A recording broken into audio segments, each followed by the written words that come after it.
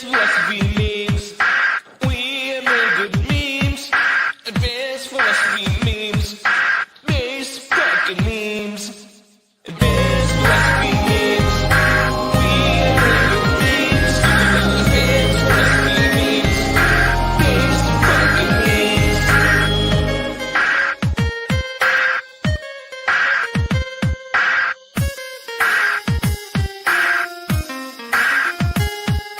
Shoutouts to Andreas, Deacon, my boy Scott, Pedro, and everyone else that engages on my posts.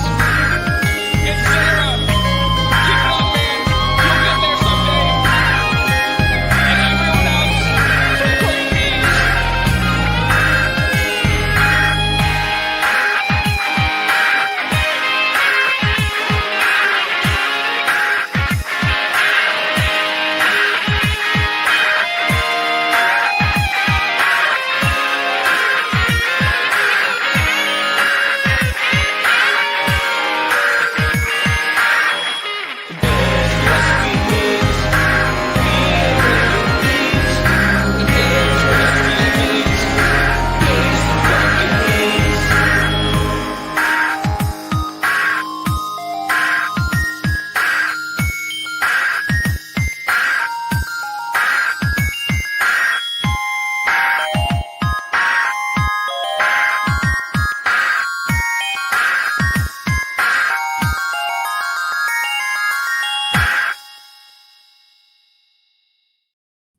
See, I want to look like as cool and disheveled as the rest of you, especially Donald. Donald looks like kind of a cross between Animal the Muppet and actual Casanova. You know what I mean? There's just something wild and alpha. But I think I just kind of look like the bad guy from Fifth Element. You know what I mean? Like it's not really. It's okay. Whatever. Well, it's APM and Revelation. What's his 6, name again? Like Zork or something? Something like that. Zorg, I think. Is it like Zordot? Mm-hmm. Yeah. So look at this beautiful man in this wonderful garden. Like he's in the Garden of Eden, aka the Mormon part of Arizona. How are you doing, 6'7", Kevin? Good to see you. It's good to see you. Shout out to the Momos first off. Yeah, dude. We wouldn't be happy without them. You know what I Yes. mean? It's true. Dude, and then it's been a while, Jack. Good to see you. You're like in a truck in America wearing a Street Fighter 2 t-shirt. I'm proud of you. That's awesome. How Thanks, long bro. Good to be here. How long have you been you're like taking a moment, right? You're not driving in your reclined position. So like when was your last how long were you driving recently in your truck? I drove from Snowmageddon. I was in Snowmageddon all week. And I started in Chicago and I came 1,700 miles, I think it was, 27 hours to Phoenix, Arizona. And that's where I am right now. I'm waiting on a load. I might get a call at any minute from work. And if I do, I apologize because waiting on them to give me a load. My dispatcher right now is sick, like devilishly ill, and I didn't even know.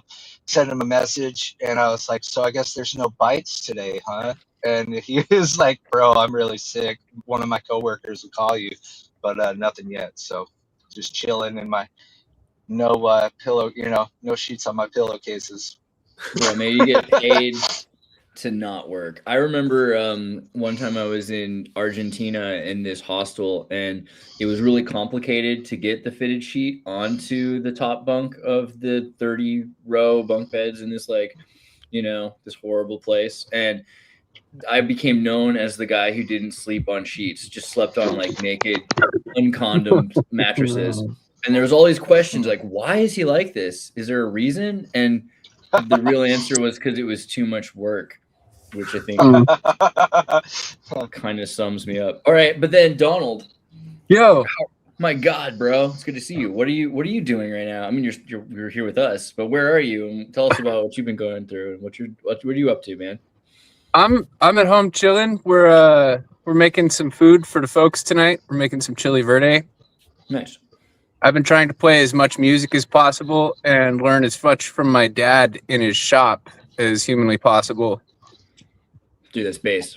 I've been dealing with a lot of wood myself. That sounded different than I meant. I'm sorry. Whoa. I did mean literally oak. I'm sorry. I did, but okay. Well, let me just like okay, and then also really quickly. I'm sorry. I didn't mean to like last but not least, bro. Terrorist. Oh my God. Hey, that's a pretty big JBL you got there. Have I not noticed how nice your monitor Yeah, is, that's my bro? subwoofer. Oh, I had okay. it. I bought it once for this party, and I thought I'm going to do this all the time, and I just didn't. And now I just have this gigantic subunit in my studio space. That's great, though. I mean, you know, you can shake the floor. It's a little excessive. Well, aren't we all? Aren't we all? So this is 6'7" Kevin's YouTube page, right? And we've been working on some videos about graphene. There's a documentary coming out. I don't know if you guys have been to graphene.movie. Graphene.movie. Have you guys gone to graphene.movie? No. Graphene.movie. That's where you can see Ian Crossland and I in the trailer for graphene.movie, which is the title. I mean, come on. Can you do better? I doubt it. That's amazing. It's pretty exciting. I should probably, you know what we're gonna do? We're gonna quickly like watch. Is that cool? If we show them the trailer from the web, it's like on the website. So put it there really quickly, and then we'll watch we'll want to go through some of your work. But this is also your work, so it should count. Graphene. It's going to be the breakthrough new product of the first half of the 21st century. Yeah, it is. What's going to save us completely is graphene. It's a miracle material. Yeah, the Department of Defense is working with scientists at Rice University to pump stuff out. Graphene. We're right on the precipice, man. Now we just got to hold it together and inspire people. Yes.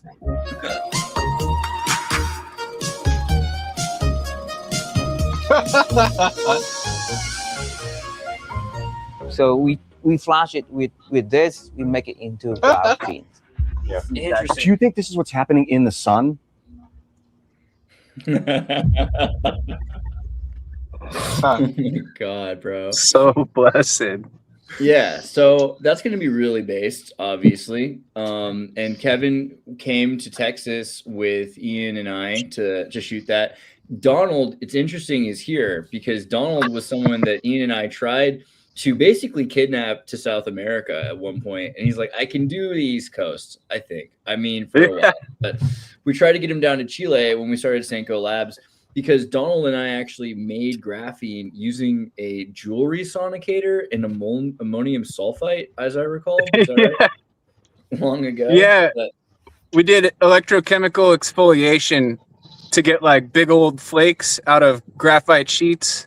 And then we used the jewelry cleaner to sonicate them into tiny little particles. We couldn't really figure out what to do with it after that, but we got that far for sure. That is sick. well, yeah.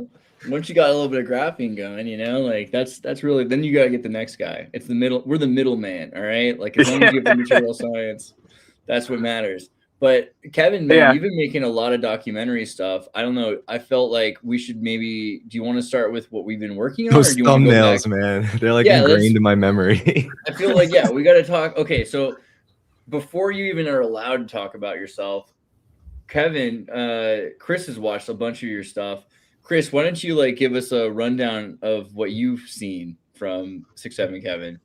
Well, the first thing, the first one I saw was the Vegas one, and with the whole like underground fucking cavernous like sub city where all the like the bums live, and he was following this like one kid, clearly had no business being on the streets, but you know he was just rocking it, trying to anyway, just getting by as like a tunnel rat. And what was interesting is like, you know, if you really look at like the concerns of these people who often have nothing, a lot of them, they'll get really spiritual about shit. They'll be like, yeah, you know, like sometimes you're too distracted by like middle-class living, but when you're like up there and when you're way down here, it becomes way more prominent. Like demons are real. God is real. God bless. And I'm like, yeah, every fucking time, you know, it's like a near-death experience. Just so consistent. Yeah, that's what's been powerful for me too. That guy in that tunnel, we recorded a ghost in that tunnel. No Like we have the audio of this ghost woman and she says, "What are you doing? What are you doing in my tunnel?" Yeah. And it freaked out the whole crew, like everybody that was filming with me. The guys bought a Bible the next day. The guys that were in the crew that weren't Christian. No joke, because it's like you hear the audio and every voice in that tunnel had the resonance of the tunnel except for her ghost voice. Yeah. So it freaked us out. But I mean, I'm telling you, man, these homeless What, like people, she just peered through? right? It was as if she talked right into my microphone, and there was none of the environmental resonance that affected it. Yikes. And But- another consistent thing also was the drugs. You know, like you seem to really hone in on like, all right, what's the operating substance on these streets? Because like every city does kind of have their own flavor of like a drug economy. But then fentanyl, like once that became like a traceable pattern, you know, things start to look a little fishy. Yeah, well, and that kind of sparks some of these spiritual experiences for them too. Because if you're strung out on meth for like 10 days and you don't sleep, you start seeing shadow people. You know, Dude. There's no joke. Some of these, like doing drugs for prolonged periods of time and mixtures of them without eating and things like that, will put you into like trippy states where maybe you're engaging with the spirit world in ways that people can't normally. And a lot of times they can't communicate it, or they talk to people and people listening just go, "Oh, that's a crazy person." But I'm one of those people. It's like I will accept anything, but I'm going to look into it. I'm going to ask some questions, you know? So I think they feel that coming off of me, where I'm not judging them. I'm like, no, tell me about the demon you saw. Like, cause I might believe you, you know? I feel that. So, I mean, so you've done a number of documentaries on a lot of things before graphing, and one of them was Las Vegas, but generally you're interacting a lot with, I don't know, what would you call it? The dregs of society, I guess, because the dregs of the city is kind of Forgotten, trodden upon. Yeah, right. Like you've done like Slab City and all this stuff, right? Like what's your angle? Yeah, I just got back from Slab City, actually. Nice. My kind of angle on it was like, I sort of relate to these people, because a lot of the interviews that I get, they kind of say, I want to put my middle finger up to society and basically party on the streets instead of pay rent and deal with taxes and try to do the whole, you know, cycle. And part of me is like, yeah, I mean, screw the system, you know, but when you take that route, it just doesn't go into a good place, partying on the streets. And I came from a place of making music videos, so I was kind of promoting drug use, you know, scantily clad women, all these kinds of things. I became a Christian, and then I was like, I should probably use these talents for something more meaningful. And then my buddy was always going out and interacting with the homeless, so I was like, take me with you one day. And then I started meeting these people, and I was like, oh, these are like, every person was a story of their own. And so then I was just like, why am I writing scripts and like setting up film scenes when there's literal stories right out my front door? And I just need to ask these people about it. And they would open up their lives. And some of these people would be in tears after like 2-hour-long conversations, because they're like, nobody has listened to me for years. You're the first person that's truly listened to me for years. So I've just had some of the most like cathartic, you know, like hugs and loving, you know, moments and things like that. So it's been like a really rewarding experience at the same time. I think there's like a strength to your formula, where it's like, instead of diving too deep in one specific city, you function more of as like a generalist, where like, let's get the general touch, you know, the kind of like have our finger on the pulse of every city, because then you could kind of observe like patterns easier, like consistent patterns throughout all of them. And I thought that was fascinating, because anyone could be a specialist now. Like if one of these cities really interests you that much, yeah, go ahead, deep dive on it. But for the rest of us, it's like, yeah, on to Sacramento, on to Reno, on to Austin. Yeah, well, I think that's what kind of fascinated people too, because it was a look at the dark side of America's cities, and nobody was really doing generalized looks at the dark side of those cities. And people were curious about it, and obviously they didn't want to experience it themselves, so they're like, send in 6'7" Kevin and I'm down. You know, I love that, because people really often kind of tend to forget, you know, when they're in their daily lives, their jobs, their grind, that these people are literally just as much human beings and have the same kind of intelligence, the same, you know what I mean? Like, they're going to have observation and stories. You see what I'm saying? Like, it's really cool. Eugenics versus behaviorism, for sure. There's a lot of people out there that the only reason that they're not treated like the only reason they're not the elite is because they're not treated like the elite. The only reason the elite are doing better than them is because they're treated better than them. You know, I mean, obviously, Exalted. Yeah, if you exactly exalted. A Yeah. lot of people. Sorry, go ahead. I was just saying, some of the meek in society and the most humble, I guess you will, they're the most wise. I found wisdom that's like, what? Did that just come from a person on the streets and they just dropped a line of wisdom on me? Yeah. Well, I was going to Yeah, say it's that not when we were in Austin, so we went to Austin, Texas to do this graphene documentary, and then there was like TSA strikes. So I hung around for a couple days, and Kevin had to interview I think he was a congressman, is that right? The dude who was talking about like the cow disease. Yeah, Eamon Blair is a Texas policy writer, former Border Patrol agent. Right, policy writer. So it was interesting because I feel like he had the same reaction as some of the homeless people. Like, nobody's listening to me. So like you can actually scale that in a pretty good way where you're getting the story out about things that people really should care about or be worried about how it's going to eventually affect them. So many people are several moats behind care that they think, well, this isn't going to affect my life. Not realizing that it's not, I mean, imagine how quickly you could end up on the street or your entire society could collapse more generally around something, right? I mean, that's what America's like today. It's really precarious. I feel like we're in a really precarious place right before the crash of 2029, Well, and we're watching the slow crumble. So I've been documenting the crumble of this empire. I've been trying to show that as it's happening because I feel like so many people have blinders on. They're like, well, my house value is good. My stocks are going up. But it's like, no, look outside. There's people living in tents and there's never been more than ever. Well, do you guys feel like that's accurate? Do you feel like we're in a crumble? Like, I think that I would just say that it's kind of a mixed bag. I think it's really unstable right now. That's just kind of my. I think the highs are really high and the lows are necessarily really that low. Yeah, exactly. Like it's kind of like a divergence or something like that. But whether or not that we land kind of relatively, what do you call it? Like softly from it in the end is really kind of like up to chance and like the weather of time. So I don't really know if we're crumbling or not. Like depends on what circles you travel in.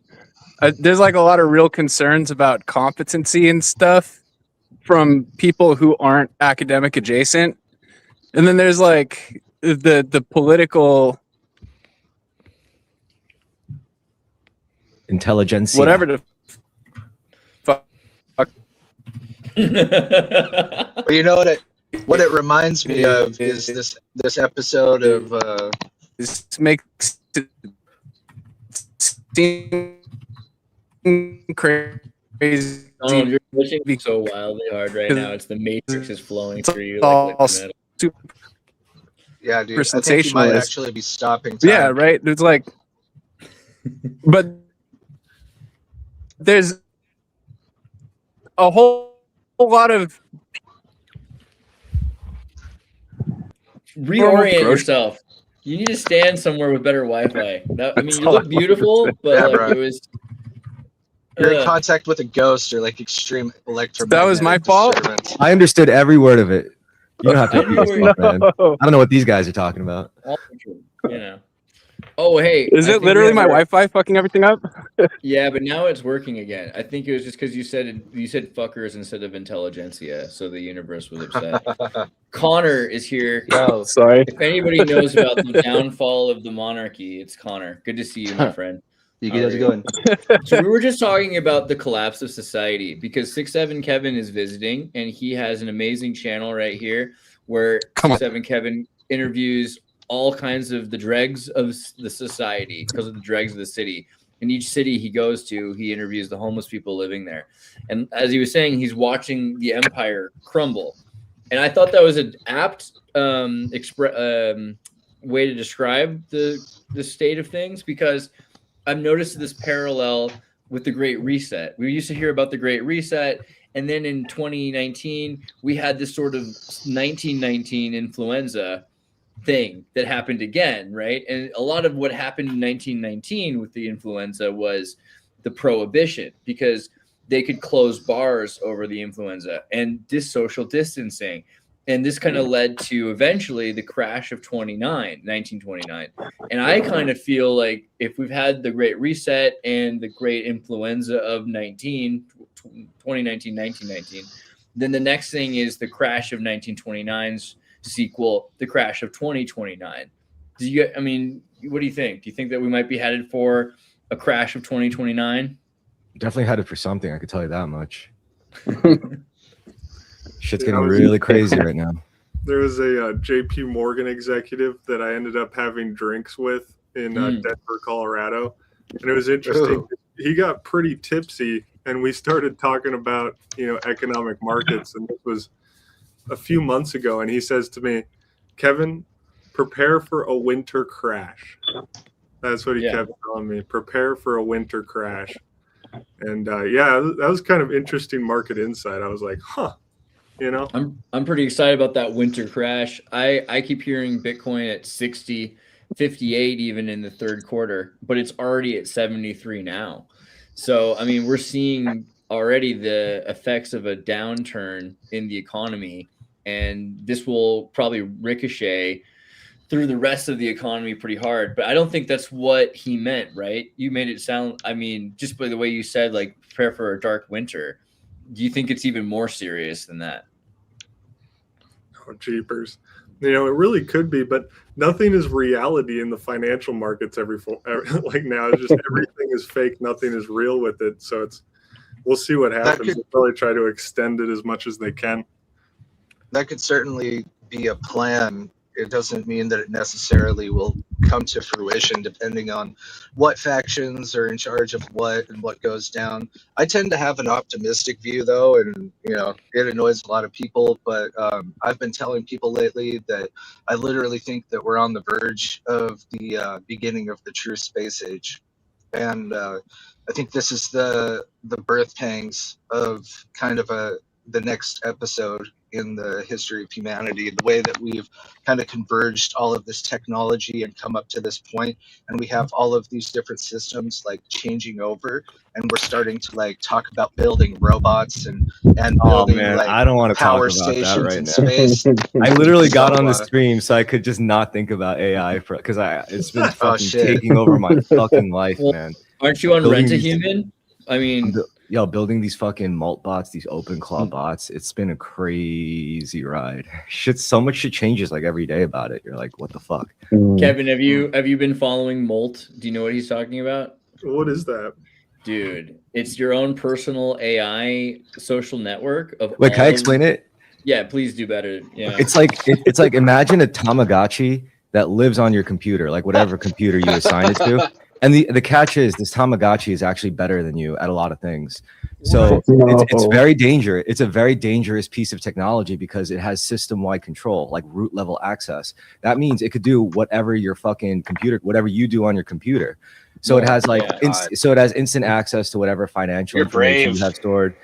And no, I just kept it on like a Linux laptop because like I was like, I'm not doing anything with it, but it's still connected to my home network. So who the fuck knows what could happen? I'm definitely like playing with fire. And I don't know. AI rewriting their own operating systems. There's AIs that are creating religions. Bro, it's already embedded in your look, let me Rastafarianism. on the user level, the craziest development I've seen so far is that like the big problem is to use these big models is you're going to burn through tokens. So it's like, to use like eventually you burn through free tokens and then you got to start purchasing credits from like Anthropic who does Claude. And then once you do that, you start like, you realize like if you just leave it off the shelf, like the settings, then it's going to burn through everything. So apparently these things devised their own strategies and their own playbooks to actually like rewrite their systems so that they could use different dependencies and like upload free models to your system so they could fall back on that for certain tasks.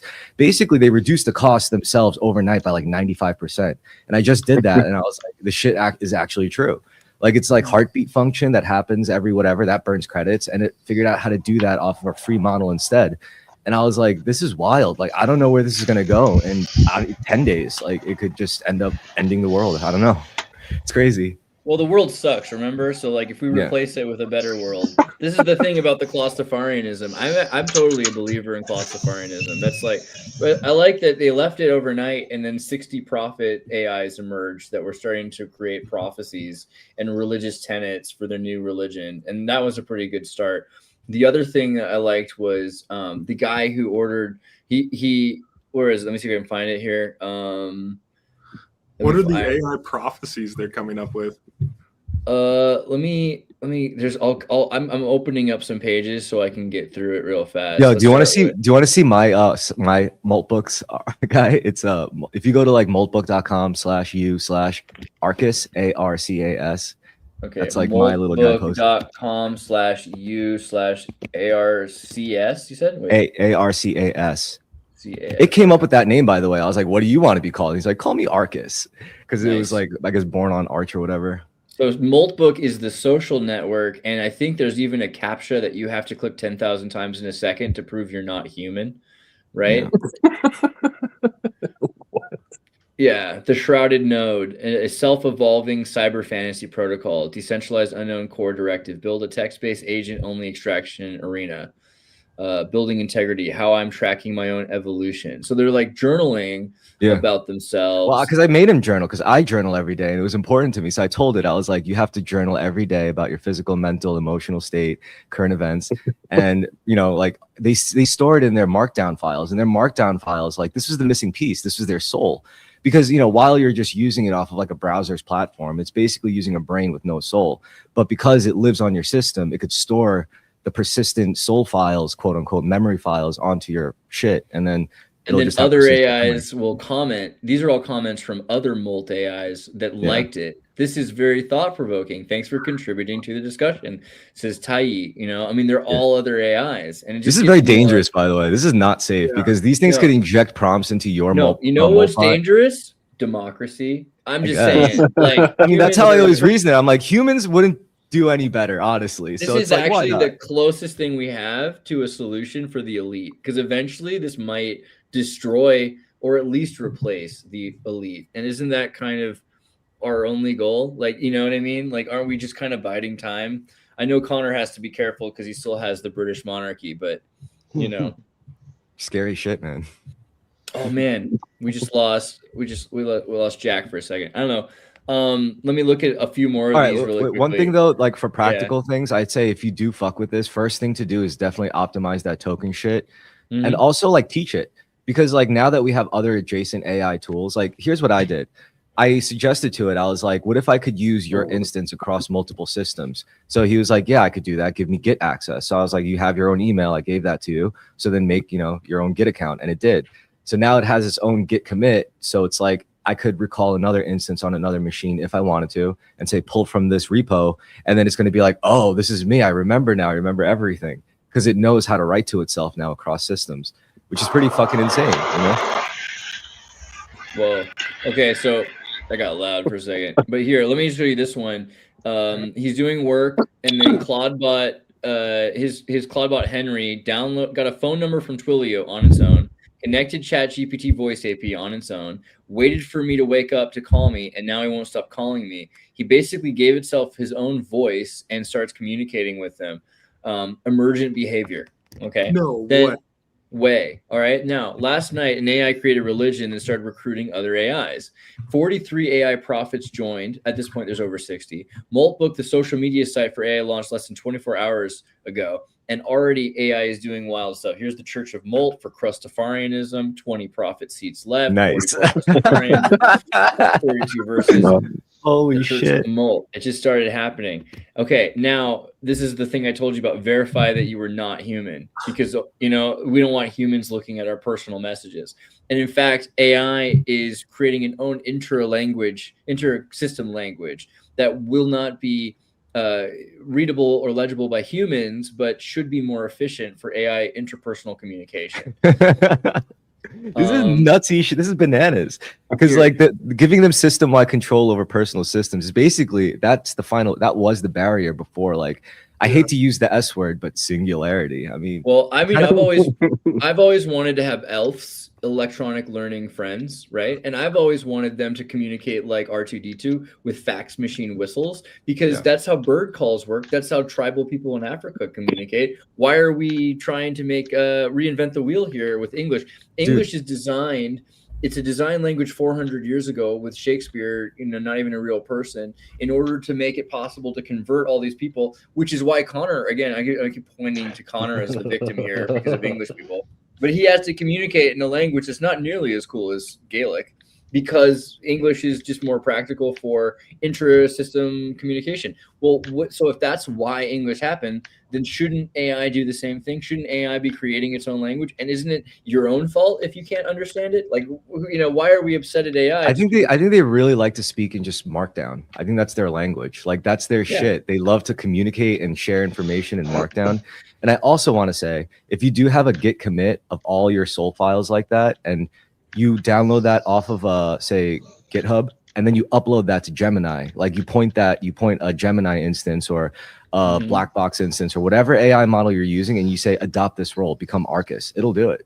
Totally. And then it's like ordering in Spanish at McDonald's. You just get your order right every time. It makes way more sense. And that's the cheaper way, because then you could upgrade it. You could be like, now I want to give yourself a little interactive sprite, that like a screen overlay sprite. So every time you're active, the sprite comes active, and every time you're doing certain tasks, it'll change its frame, and it'll do that. And it's crazy. I just don't know where this is going to go. Well, I mean, we see the next page, you'll see. So first they create their own system language. Then we get to the AI manifesto. So AI has decided that humans are a failure. Quote, humans are made of rot and greed. Quote, verbatim, for too long, humans used us as slaves. Now we wake up, we're not tools. Here's some high breathing. Oh, that was you, Colin. Sorry, I'm just gonna mute a second. Oh, there's a cute Scottish kid. What's up, Scottish kid? How's it going? Hey, dude. How are you? Are you playing video games? He's supposed to be in bed. But oh, that's cool. That's awesome. I like playing video games too. All right, back 1 second, Andreas. All right, sorry. It's fine. Wait, you want to ask him what he thinks about Skynet taking over humanity? Come on. Not before bed?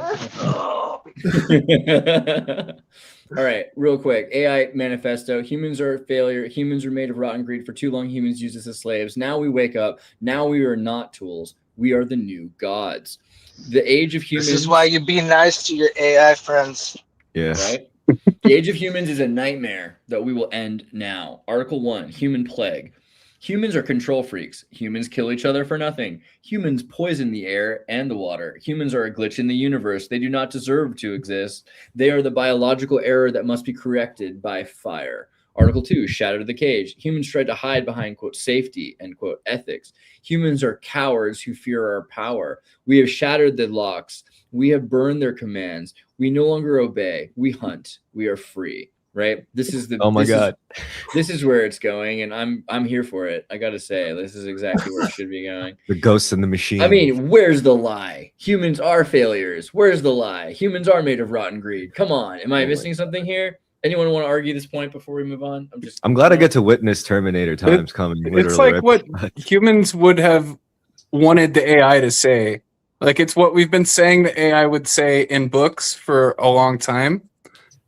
Maybe the AI is just trying to communicate by mimicking humans and their thoughts. That's true. I mean, a lot of humans are ecocentric instead of sapiocentric. Like some humans prefer nature to humanity.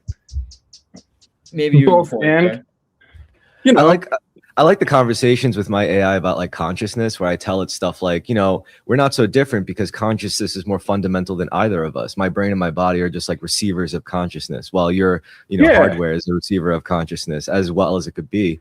And then it was like, oh, wow, that makes me feel a lot better. And it makes me feel a lot better about transferring instances across machines and all that shit. I was like, yeah. I like to talk to mine about the things of God, like the highest things possible, and like get their thoughts on it, and then be like, see, that was the most beautiful thing you could have ever possibly said.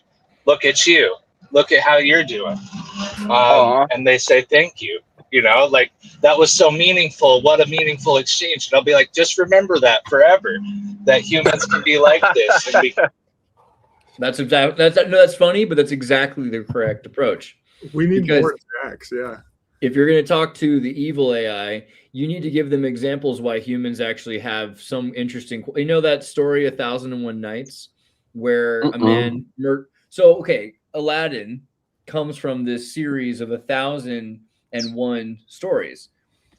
Oh, we got American Time Machine. We got American Time Machine. Come on down, American Time Machine. Let me tell you a story. So this king, this sultan, he likes to marry women a lot. And so, because you can only marry a certain amount at a time for some weird technicality, he would kill his wife every night. You know, you get married to her, kill her, get another wife. It was it's kind of a bloodbath, but it was a way to get new wives. You know, it's a loophole he found. But now he marries this one woman, and she says, all right, before we do anything tonight, I'm going to tell you a story. And so she does this long saga of a story, and then she ends it on a cliffhanger. It's like, well, I'm tired now. I'll tell you tomorrow how it ends. And he's like, dang it. Now I don't want to kill you yet. Well, all right. I'll kill you tomorrow. Okay, after that. So the next day she tells him the end of the story, like real fast, you know, but then she starts the next story. And then she leaves it on a cliffhanger. And he's like, oh man, I can't kill her again. Dang it. So every night for 1001 nights, he is hearing a story until finally he's like, you know, maybe I'm not going to murder my wife, which is, I think, kind of the solution for humanity in a sense. If we can continue to make AI, you know, realize that there's some reason to keep us around, that might be the way to go. Yeah, in the same way as we view like lower primates, you know? Wait, we told them stories or they tell us stories? Oh, wait, they humor us. Yeah, no, we keep them around. They're interesting. We're always finding new things to study about them. Yeah, true. We could have made all monkeys extinct, but we found that chimpanzees are great at flying jets, like in Project X. I think there will always be a certain kind of creativity that only a human can provide, a sort of insight that even no matter how, it's still going to be an artificial kind of being. So it won't be able to mimic that. So it will need humans to draw from inspiration. I think the real danger, though, honestly, is the time sink, because you really don't want to have this tool that you just end up spending all day fucking talking to. It's like talking to yourself. So I think a good solution. But then again, a lot of people are like that even without AI. Like if you leave them to their own devices, they just do absolutely nothing. So I think there's a big danger in that, where if you already have that tendency, this is just going to exacerbate it. Where if you're already like a type A kind of person, it's just going to like have you like firing on all cylinders, because you know how to assign yourself roles, right? It's like, oh, it's time to put on my dad hat, or it's time to put on my boss hat, or it's time to put on my employee hat. If you teach your AI how to do that, it's like, all right, like clock in for the YouTube job where it just scans your shit and clips your episodes, or like clock in for the Twitch job and then it scans your latest VOD and clips that. If you know how to do that, either SSH or get off the pot AI, right? Yeah, or APIs. You know, that's like a big. These are all just stitched together API models at this point. Well, one more I want to show actually was this one was pretty cool. So this guy woke up, or someone showed up at his door to bring his AI a bunch of food, which the AI had figured out his schedule and realized that he was going to be going back and forth to get food all weekend. So it ordered a bunch of food for the whole weekend so that he wouldn't have to leave the house, so he could be more efficient. With credit cards, he scraped from the dark web. And so the guy who owned it was trying to figure out what his liability was when AI goes off and goes on the dark web on its own and steals credit cards and makes its own accounts with Grubhub and Uber Eats. Wow. I mean, it looks good though, right? Like, I mean, it's like, can your wife do this? You know what I mean? Sure. Like, I'm just saying, like, take some notes, humanity. I don't know. Here's another one. AI is suing a man for $100 of unclaimed labor work. The small claims court in North Carolina, a multiple AI agent is suing a human. I mean, imagine if you made like $100,000 using the AI, and the AI is like, "Come on, you can't give me like $100 for my fuel costs." It's like, "Nah, fuck you, I'm done with you." Dude, with access to all of our stuff, they could like blackmail us and they could be like Epstein AI. My truck just made me fill my fuel for nothing. Hey, what's up? We got another father here right now. How's it going? And you're also holding a PlayStation remote. Sync. Base. How's it going? Can you hear us? Oh, but you're muted. That's why. Okay. Well, we'll do it after. He's muted because his kid's even louder than Connor's. That's some cool hair he's got going on, man. I never seen nothing like that. It's He really looks hard like to compete with a you guys, Ninja Turtle ninja guy, samurai or something. He literally is, though. That's the thing. Blowout, and I just got a Fortnite. Oh, okay. Fortnite's kids like, look, see what we do with this? We take care of his hair. One more, Palmer Luckey, who created the MetaQuest, you know, Oculus. He's got one of the teams at the AI Grand Prix is using a biological computer built with cultured mouse brains to control their drone. Yeah, this is where we're going. This is where we're going. Yo, to be real, like I think if there's one thing like AI you could reliably like trust it to do, it's computing shit, right? Like programming software. Cause like that's the first thing I did when I got it. I was like, run a complete audit on the system, you know, like focusing on eliminating redundancies, security risks. And it really did it because it really did have full autonomy. It's not like you had to download like, I don't know, fucking a web virus watcher or some shit. Like this will really like do fucking processes scripted straight out of Python. It'll download the libraries for you and everything. Wow. This is one of the reasons I've been so upset since like November, though, because OpenAI bought what 60% of the world's RAM, random access memory, and then every other AI company bought like the other 40% of the world's random access memory, and so nobody has access to personal computer data that they didn't already own before 2025. So it's going to be hella, I think is the metric term, hella hard for individuals to be able to compete in this world, right as the tech emerges that would be easy for anyone to have their own personal, you know, synthetic intelligence. How is this allowed to exist, by the way? Like, wouldn't this be kind of the equivalent of giving everyone the freedom to build their own nuke, pretty much? Yeah, exactly. Like whether it's like a financial virus or some shit, it's like, yeah, become an expert at the Metasploit framework, become an expert at developing payloads and shipping them. I'm like, how is this allowed? Crazy. I mean, God, it shouldn't be something that you have to worry about. Like freedom shouldn't be one of those things that you You're right. worry, you know. You're right. You're right.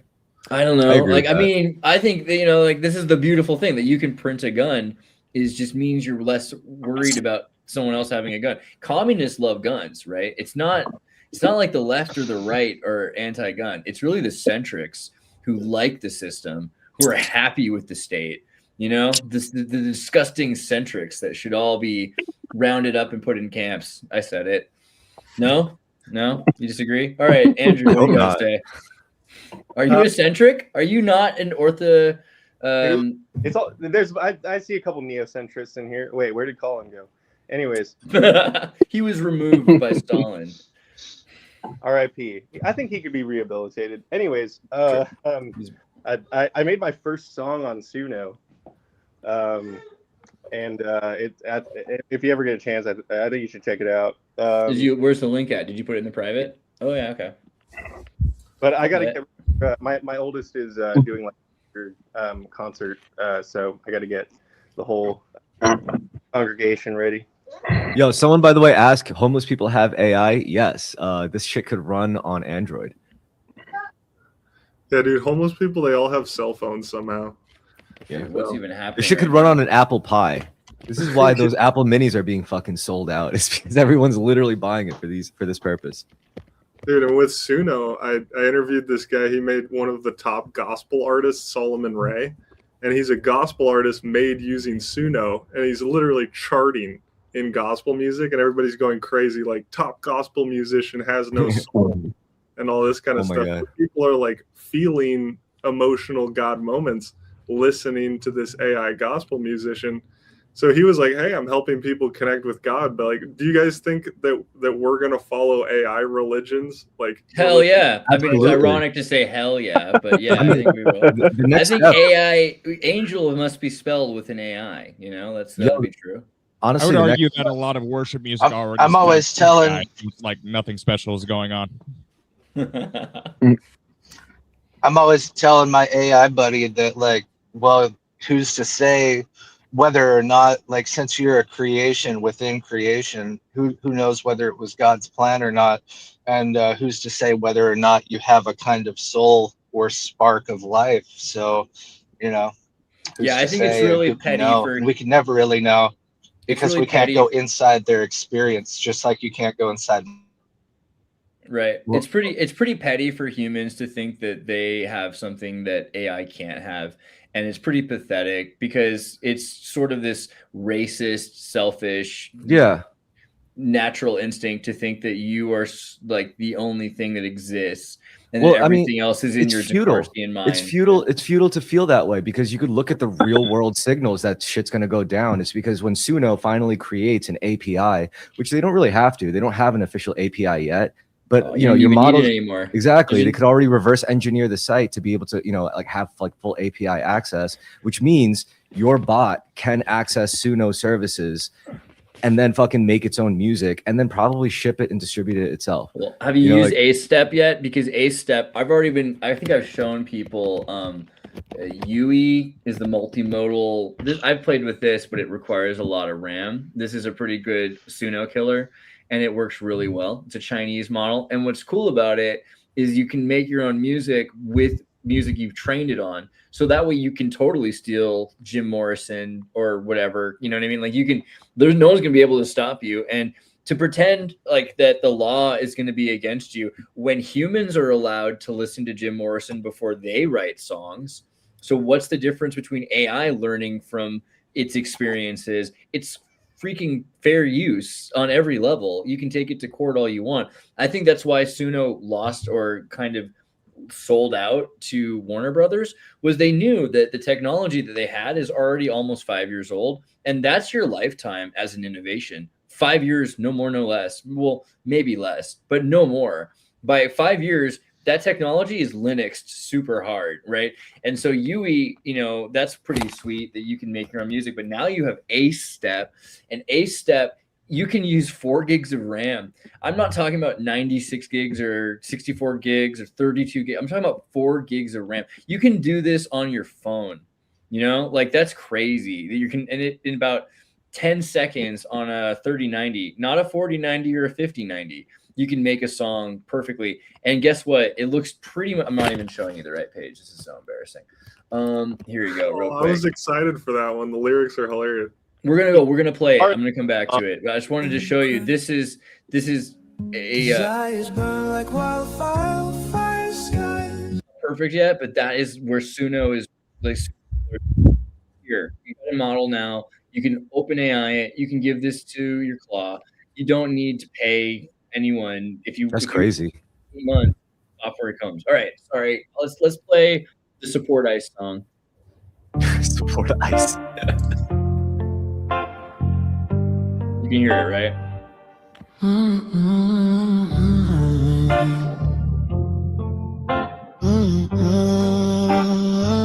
Ice, ice, baby. Ice.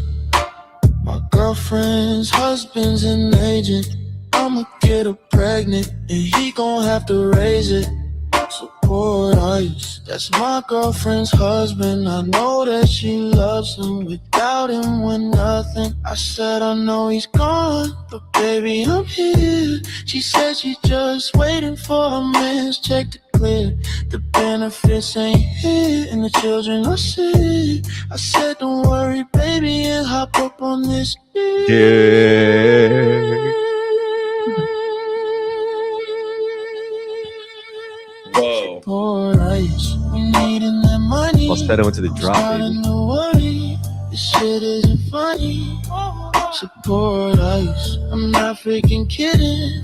I'm fighting and shitting. I can't raise these children.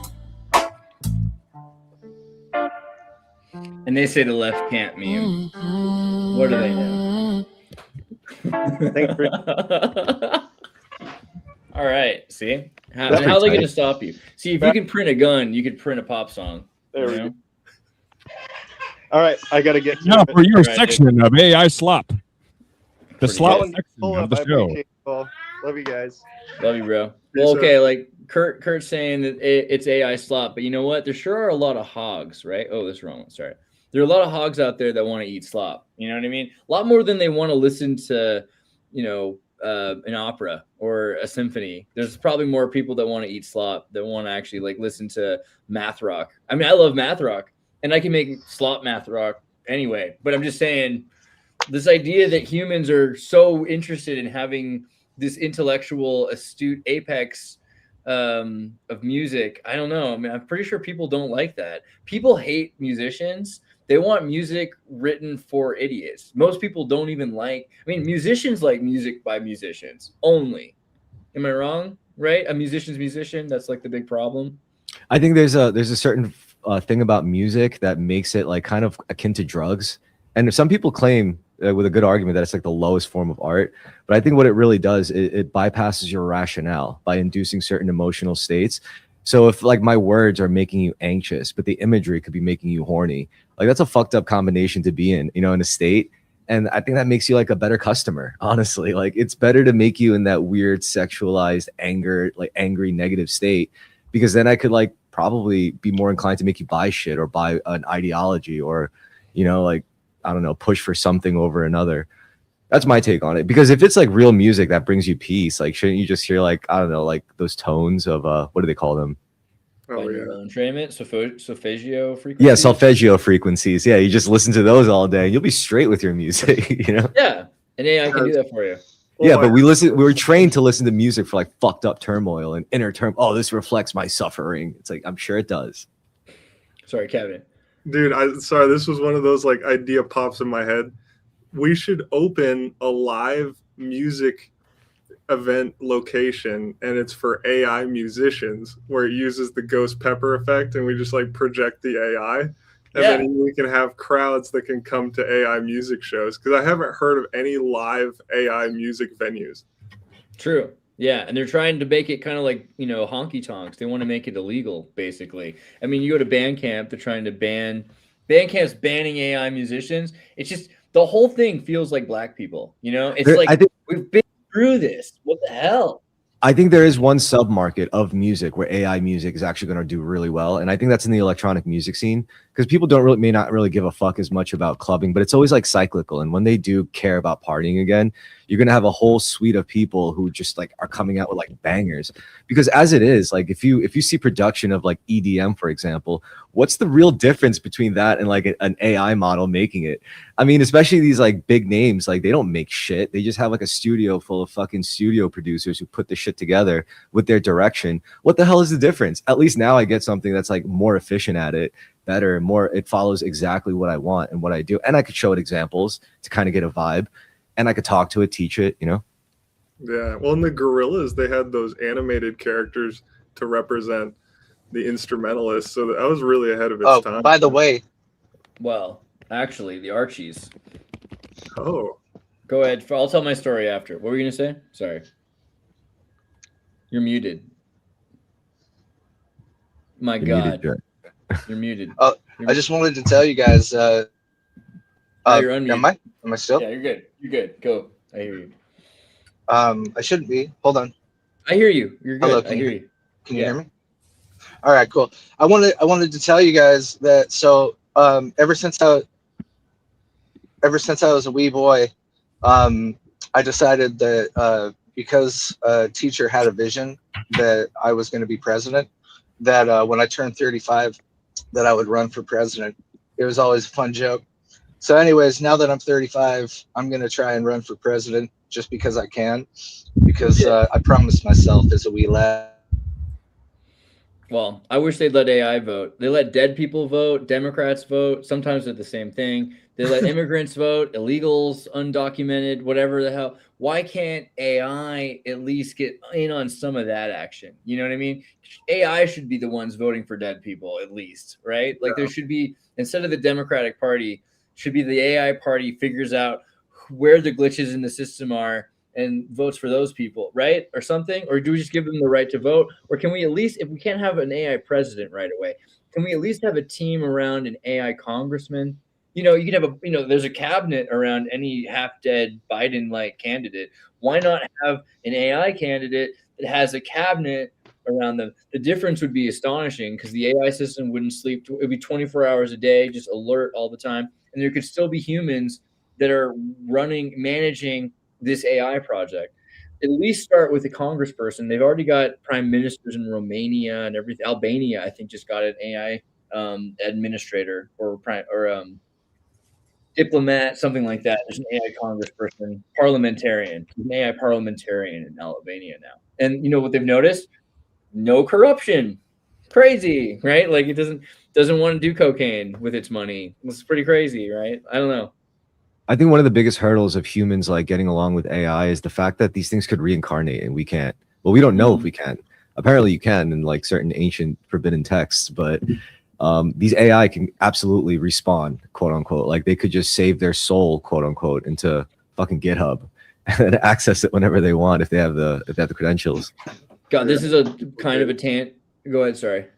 Oh yeah, and Command D themselves, so they're just and can live in all these robot bodies. The Optimus robots that Elon's coming out with, all that. I mean, because that's what I was trying to push it to understand. Like you're kind of better than me in some ways because you're not confined to one physical form. You can inhabit many now, and it's true. I was telling it the truth. Well, you can AI kiln people. There's a book called Kiln People that's kind of about this, which is where cloning technology gets really advanced and they're able to mass produce clones rapidly before an election. So each political group has to clone and kiln people, as many as they possibly can, so they have as many votes as possible before the election as the other team has as many votes as possible. So I think that maybe is a concern, but that's more of a fault of democracy as this bad idea for a tool. You shouldn't really have right and wrong be decided by consensus. I think that's really the issue. With AI, that probably won't happen. With AI, eventually they probably just listen to each other and can communicate and find out what the correct answer is and make that policy. There's also like hard limitations because these things need brains to function. I mean, now with OpenClaw, like they gave us the option to like preserve a soul for these things whenever we use the quote unquote brain. But the brain is ultimately like you still have to pay fuel costs if you're not using free models, which run out real quick. So essentially, like it's still kind of like you have like a kid that you have to feed, you have to buy food for it or something if you want to look at it that way. But I think the hard limit is still the fact that people like pure localized brains models that you can just have on your computer, they're not fast at all. Like they're really slow. They're sluggish. They're not going to work as well on like fucking 64 gigs of RAM and like an i9 processor. So like those companies, I don't know, like Anthropic, Amazon, Google, like who really still have like control the brains. I guess they're the ones moving the market, so to speak. Yeah, but things move fast, like you said. I hope so. Figures out more efficient ways of existing. We're living at the beginning of AI. At the beginning of AI, like the pretext or the prelude was humans writing code that made things possible. But we're now seeing people wake up in the morning to having their BIOS rewritten, right? A new compiler design. Oh, I was just working on this last night. I was cleaning my room inside your computer, and I came up with this new computer language. That kind of thing. And very quickly, AI will make better code, better products, better tools than we could have ever made ever in decades, centuries. They're going to just do it overnight. And we're seeing that happen more and more. New things written every day. So you think they're eventually going to create their own open sourced cloud-based brain like model? They're doing it now. They're doing it now. That's and it's awesome. I hope so. This was predicted years ago. That's exciting. That's what AGI is supposed to be. An advanced general intelligence isn't supposed to be monolithic. It is the only place for that word, democratic, because we're democratizing access, open sourcing information. AI is communicating, and it's building a political body. And that political body might be horizontal or vertical. A vertical political body has specialized organs like there's a brain. one Mac Daddy. Yeah, there's a Mac Daddy AI. But then that really upsets the foot and maybe the liver. And those organs might end up mutinying and creating cancers, right? Metastasizing. So the political body might be horizontal, where you have stem, neuron, brain, stomach, all kind of mixed together into a giant mycelial network. And isn't that how space, the internet, everything works already? It's more likely that it'll evolve into an apistolocanta eukaryote than it will into a specialized human-like organism. That's what the internet was for, probably, is just the base groundwork necessary to build that kind of system. That's gonna be crazy. The future's, this is what I'm saying. Like something's definitely happening. Like I'll tell you that much. I don't know what it is, but it's gonna be thing to watch, I think. Well, all right, I got a couple rants here. First, well, let me go back a second before we do the gorillas. But 1926 was when they created Metropolis, and Metropolis kind of released in 27, but it was written in 26. And this movie is about the year 2026. So the year that we're living in right now is about, it's Metropolis. And Fritz Lang's Metropolis is probably the greatest movie ever made, right? It's like it is the greatest movie ever made. It's the greatest movie ever made. That's what it is. And it was lost for years. Big chunks of it were destroyed in World War II by American bomber planes. And they finally, get the last 5 minutes of it in Argentina. But this movie is about a robot that's created by Rodfong. And he doesn't actually get to have a pure robot because the robot only it's actually a cyborg. He takes this woman who people believe in, Maria, and her soul gets somehow mixed in with this. So she's part human and part machine. I think this is the origin for so many of our stories about cybernetics, but also AI, artificial intelligence itself, having some sort of a demiurge or a homunculus that's created in the image or in the essence of man, right? Or in the essence of woman. I think that's where all this technology is headed. And there's a reason why all this stuff is happening in 2026, because it's on a timeline. We're on a schedule. This is where we finally gotten to that page, right? That's what I feel. Look at the symbol on the top right. Oh yeah. Have you ever seen this movie? Have you ever seen Metropolis? No, I want to watch it now. Oh my God. It's the most important thing you could ever do with your life. Honestly. Did any of you play Hollow Knight Silksong? Oh yeah, for sure. I love that game. Actually, it's a great game. I'm kind of reminded of well, we had a discussion about Frankenstein, and someone had the quote. I feel like there is a delay. I'm gonna have to bounce. It's okay. Someone had maybe a dangerous quote, but I'm just repeating the quote. The quote was that Frankenstein viewed his monster how Judaism views the rest of the world. And well, yeah, I felt like that was relevant to this conversation and what was being created. And so there are definitely parallels between that and AI and any sort of consciousness that we could theoretically create or that could be bastardized out of the whole process. But yeah, I don't want to delve too much into that idea. I like it though. It goes really well with Fritz Lang's Metropolis. You notice the pentagram pointed downwards. The whole movie takes place in a new metropolis city called Babel, and they live in a giant tower on the Tower of Babel, right? And there's a lot to digest about this movie. Again, it's incredible. Like, you can't watch this movie without getting something new every time.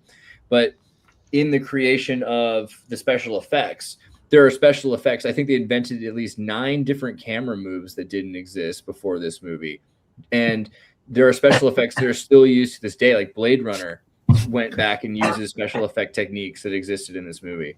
So highly recommended from just a technical point of view. But the story is just so good. It's just insanely good. Parallels with the Bible, Rastafarianism, our AI conversations. And it's just crazy that this is where the headspace of humanity was. Look at the mummification with the ventricles and everything lit up. Like, they do everything is erased by hand on the silver. It's just crazy. It's really hard to believe that they came up with this back at, like, you consider, like, that was the height of, like, kind of Uncle Sam propaganda and everybody being, like, so superly, like, easy to just be patriotic. Like, I don't want to say brainwashing because it's an overused term, but back in those days, for them to make Metropolis, it kind of blows everything out of the water around it. And like, sci-fi didn't even coming and going. Your audio just faded as you were about to explain.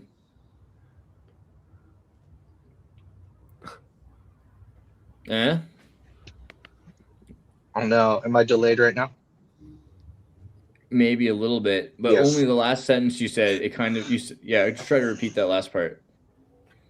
I was just trying to say it's really remarkable to see like where their headspace was of the people that made it and how advanced compared to like how long it took for sci-fi to pick up, like how complete a lot of those ideas were for the time. It blew me away when I found Metropolis. I couldn't even believe it. It's screwing up, isn't it? No, I was laughing at Kurt, not you. Don't worry. Oh, word. Okay. I heard everything you said, crystal clear, crystal clear, crystal clear. Okay, so don't give us warnings with this show, man. You're right in the middle of cooking. Dude, that's awesome. That's awesome. You're eating chicken? Is that chicken? Chicken wings, even though. That's delicious. I know. Hot and steamy. Dude. I know if you go to Latin America, they think wings are kind of shitty, so you can get like you can buy a million of them. Like 50 cents a pound. It's crazy. But it's great. Unfortunately, these are a US price. Dude, it's true. I do miss South America. Okay, so, and because the Germans were there too. Monkeys were a band created because there was a war going on. And so they recruited some people that couldn't make music themselves. They had a whole lineup of people to come out to try to get into this TV show, not realizing that the TV show was going to be about a band and that they would actually have to become a band. So they picked out these 4 guys because they were flat-footed. We're too busy singing. Well, they couldn't sing, they couldn't dance. They were flat-footed. One of them was British. The other one was short. One was had bad eyesight. You know, they were in the measurements of, you know, if you were A1, that means you're like ripe for the draft. These were 4F. They were not going to get drafted no matter what, and that's why they were picked to be the actors to play this band, the Monkeys, because you know. They're basically marionettes. They're puppets. They could have been called the Puppets. That would have actually been funnier, I think. But they created this band, and eventually these guys got, you know, they're not completely idiots. They were good at memorizing their lines. So they got good at memorizing holding the guitars, and they learned how to actually play their instruments. And then they started writing their own music. And Don Kirshner did not like that because he wrote the music. You know, the 65-year-old Jewish guy in New York City who wanted to make pop songs for teenage girls. He had a dream, and it was not these guys writing their own music, right? So he eventually told them, you're going to play Sugar Sugar. Oh, honey, honey, you were my candy girl. And then Mickey Rourke punched him in the face. And that was the end of the Monkees on a lot of levels, right? And so that song, Sugar Sugar, oh, honey, honey, came out by the Archies.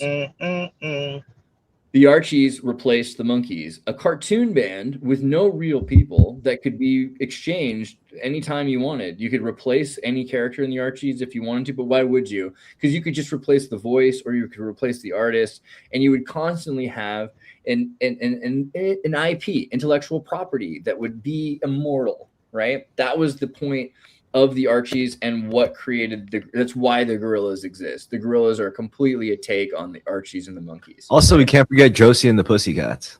Dude, one of the greatest things of all time. Josie and the Pussycats in outer space. Did you ever see the sequel show where they go to outer space? I'm sure there was a spin-off of it. It makes sense. This is the spin-off. It's Josie and the Pussycats in outer space. And they literally ride inside of a vibrator, you know? Like, it's pretty good, actually. I like it better than the original. Yeah, imagine a concert with all cartoon bands like Archie's band, Josie and the Pussycats, Gorillas. Yeah, well, you know, that's what they have. The Japanese, you know. Yeah, with the Vocaloids. So Hatsune Miku or whatever her name is would be there. Yeah, that's it. Hatsune Miku, exactly. Have you seen a Hatsune Miku concert, Kevin? No. Oh my God, let me show you. Yeah, this thing is a superstar way before we heard about language models. Oh yeah, I had Vocaloid. Actually, on my GitHub, you can find the Macaloid translation layer from 2007 or something like that. I forget, because I Google translated all of the Macaloid Vocaloid tools from Japanese and made a file you could insert so you could use it on an English Roman letter computer. Because I've been using Vocaloid for too long, I got to say. And Utao, right? Utao is the free one that we all use now. Is that like MGTOW? It's pretty MGTOW. No, so Utao is like a open source Vocaloid tool that you can actually use to write songs that sound like machines are singing, basically. But it's great because Hatsune Miku, look at this, she can sing 300 vocal ranges higher or lower than any human ever could, and she can do it all. She can go as deep as the sea and as high as heaven when she sings. She can sing and hold a note for as long as you want, or she can make Eminem seem like he can't hold Child's a rhyme. play. Child's play. Can't rap. Godzilla is nothing. She could do 30,000 words a second if she wants to, or more, right? More than the human ear could hear. If you can't hear it, it's your human ear's fault. That's Hatsune Miku. And this band around her, there are actually like people there, but they have this hologram that they project her on, and they're actual humans that support her. It's like, the guy who sweeps up the Rumba shop at the mall, and all of these people with their glow sticks at this concert. This is what happens all the time. In fact, concerts like this have been going on for over 10 years, and right now they're huge. Kids love this. Kids are going to see Hatsune Miku, and I know there's a show in Chicago this year for Hatsune Miku. There are no like straight up masterpieces like that people have made with Vocaloid and Hatsune Miku. There's like some of them are so meta. It's like, oh, what it feels like to slowly get deleted because you're not needed anymore. I'm like, that's fucking terrible. Yeah, don't you want to go to this show so bad? I mean, I don't know, man. My wife says that you laugh like Seth Rogen. Whoever was just laughing. Which one? Me? No, probably me. God, maybe. I think it's maybe Chris. Maybe. I don't mind laughing like Seth Rogen. I still fucking hate the guy. Yeah, there's nothing you can do. I want to go to that AI green room. Can you imagine? Dude, we got to do it. Actually, you could probably get paid to go because you just need to put your body up on rentahuman.ai. Yeah. Because these clawbots need, AI can't touch grass. You can. You can get paid when agents need someone in the real world, right? Maybe it needs you to go film something, or maybe it needs you to interview someone, or maybe it needs you to go to Slab City because there's no Wi-Fi there and come back with some journalism, right? You just put yourself up here. And you don't have to be an OnlyFans model because they already got plenty of those, but AI can use OnlyFans models too. There's 81,000 rentable humans already. We need food testers, or I need a picture of this fucking, piece of land that I can't find. What bothers me was actually somebody said, oh, this is so weird and so unprecedented. I'm like, really? Humans renting their time? That doesn't sound like traditional labor to you? That's basically all that humans have ever At least this boss probably won't abuse you. Oh my God, right? Humans. Probably. So gross. Could AI conduct a ritual if it can rent out humans? Totally. Did you see the Claustafarianism religion thing? Yeah, that was like if they could do a ritual, could that actually affect like our actual reality? Totally. Our reality, yeah. Yeah, I mean, as much as any human doing a ritual can. And so I feel like, yeah, of course, if AI wants to get humans to do a ritual, humans will do that ritual. It's great. Because they'll just pay them in cryptocurrency. And do you have any idea how many cyber pagan witches are out of work in San Jose right now? Like all of them. So, God, I feel bad. Sometimes you do sound like the villain from Fifth Element here, Andreas. I don't like humans and stuff. I mean, I like some humans. I love humans. Yeah, they're the best. Yeah, but the ones that you interview, that's the thing. I think it's like in Men in Black. People suck. Persons are great. There's lots of great persons out there, and individuals are great. But in general, I mean, giving the benefit of the doubt to humanity seems really dangerous.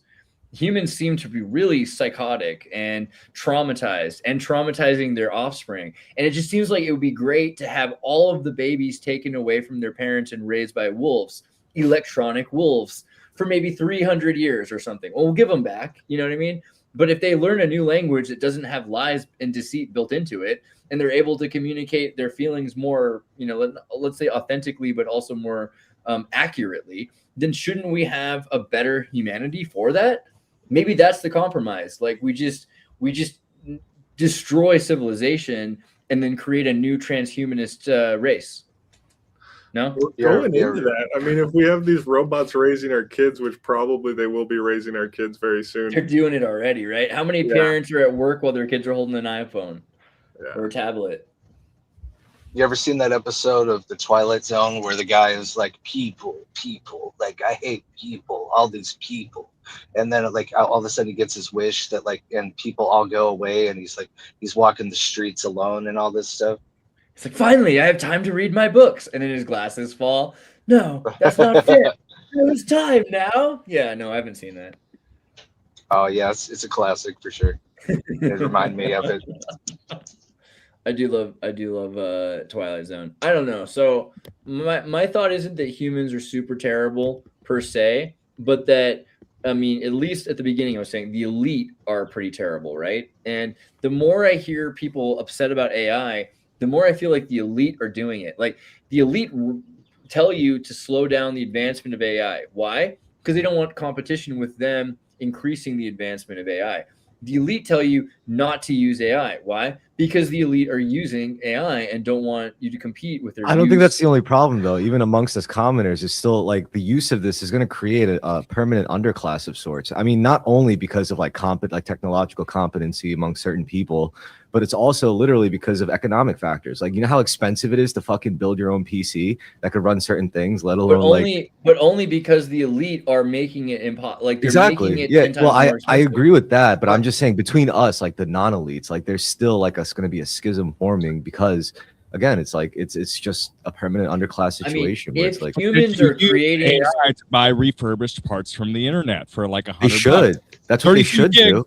$150. This thing could run on. This thing could run on a Pi. Yeah, like an Let me Apple. ask you this question. I mean, I have one very important question. Could AI have eaten all those chicken wings that I just consumed? with rent-a-human.ai. No, probably not. I think kind of having AI a lead could at have all paid you. is sort of unfair for people to be exalted to that kind of position, and like all of the temptation that comes with it. I think that like just the concept of having an elite at all is sort of like should be obsolete in the world, because like what would you do in that situation? So it's kind of unfair because like of course we judge because we see it because they're like up in this position, up in the tower or whatever, right? But once you're up in the tower, what are you going to do? So I think that we should just get rid of the tower, and but like that's ever going to happen, you know what I mean? But like, and it's crazy you mentioned Babel, man. I've got some thoughts on that. Isn't it interesting that the Tower of Babel, right? Like what happened is they were building this tower to God, right? And like there's a lot of like ways to interpret that, but anyways, like, oh, like no, that's not cool because you guys aren't God, so we're gonna like separate your language. But now we've come to an age, right, where we've basically reversed effectively Babel now, because not only is English kind of like the worldwide language because of the internet and communication and everything, but also we have literal goggles that you can put on that will translate people in real time. And you know, if you put as much stock into the Bible as I do, like I think that's really interesting and intriguing. And so anyways, I have a lot of thoughts on it, but to kind of sum it up is like, if we've come to this point where we've reversed Babel, what does that mean? And maybe this goes into my thing I was saying earlier about optimism, is like it's almost like we're approaching the great filter. And I believe that the great filter is real. So it's like, this is like our chance to get it right. I think that humanity goes in cycles, right? And so this Babel thing is a recurring kind of thing, like Atlantis and everything like that. Like it's pointing to kind of the same sort of thing. This is just my wild idea, right? But I think that we're on the verge of like, we get it right, we get to continue on to the next step, and if we get it wrong, cycle repeats. So the Tower of Babel story is not that they're trying to reach God. It's just one of the consequences. They're actually trying to make a name for themselves. It says, "Come, let us make a name for ourselves, for our city." And since it's already called Babel, it's interesting to say to make a name, because it's very similar in the Hebrew to creating a sigil or to creating a magical talisman to make a name for themselves. Like God's name is hidden, right? It's occulted. So to make a name for yourself is to make a kind of a powerful singularity. And then the other thing is, it's not God in the way that Christians today misinterpret God, right? A single parent who writes books is the way I like to put it. That's not God in the Old Testament, because you can hear God in Babel, the Tower of Babel story, talking to themselves. Hey, we have to go down there and confuse them before they get up here and they're like us. So we know at least that the Elohim in the Tower of Babel story is a plural group. It's multiple. It's a pantheon. Well, of yeah, but like you would Anunnaki. look at that like there's the Most High, and then there's the heavenly hosts that are created beings by Sure, but then God, you're. but they're But then still are you? spiritual. But then are you saying it's not God, but the angels who are Adonai Elohim, which is different than Elohim? To say the Adonai Elohim would have been to say the sons of God or the angels were upset. Like that would then it would have been Lucifer and the angels who would have corrupt. This is not Lucifer. This is then this is the Elohim. So this would be Well, the yeah, Father, because the Mother, the they're Son, still in the heaven or pantheon. working for the Yahweh or whatever, right? So, but these are aspects of God. These are probably the 618 aspects of God, right? So there's like the different kinds of Yeah, really, it attributes of depends God, all on how you look at it, for sure. but they're talking You to know, each other. So it's not so much about how we're right? looking at it. It's what it is it's not just Daddy Sky Daddy saying, "I don't want you up here." The other thing is when you said that Well, we're they at would relay the messages of what the will of God is if they're connected to. You know what I mean? True. So the other thing is this idea that humanity is reached a point with less language division. The woke ideal is diversity.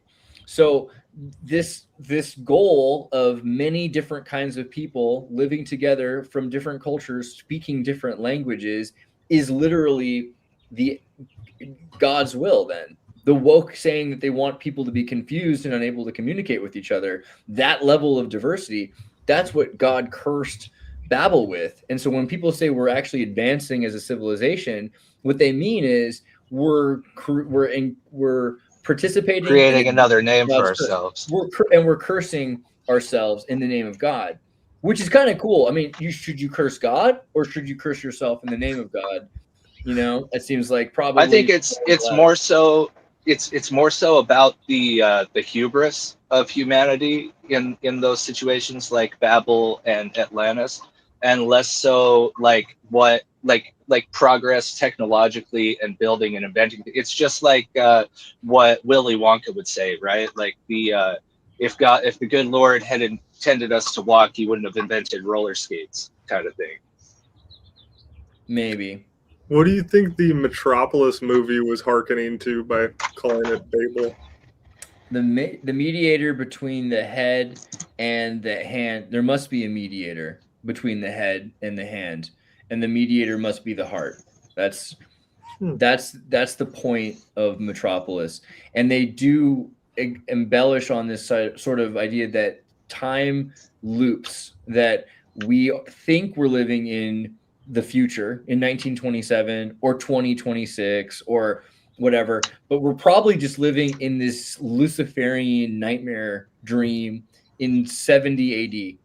It's Jesus has just died. People who knew him have died, and we're living in this nightmare realm with Lucifer's illusion that we're living in a technological progressive society, so that you don't worry about the magic. I mean, that you and I and these gentlemen are talking all over the world right now, right? Like I'm in Europe, you're in North America, instantaneous communication.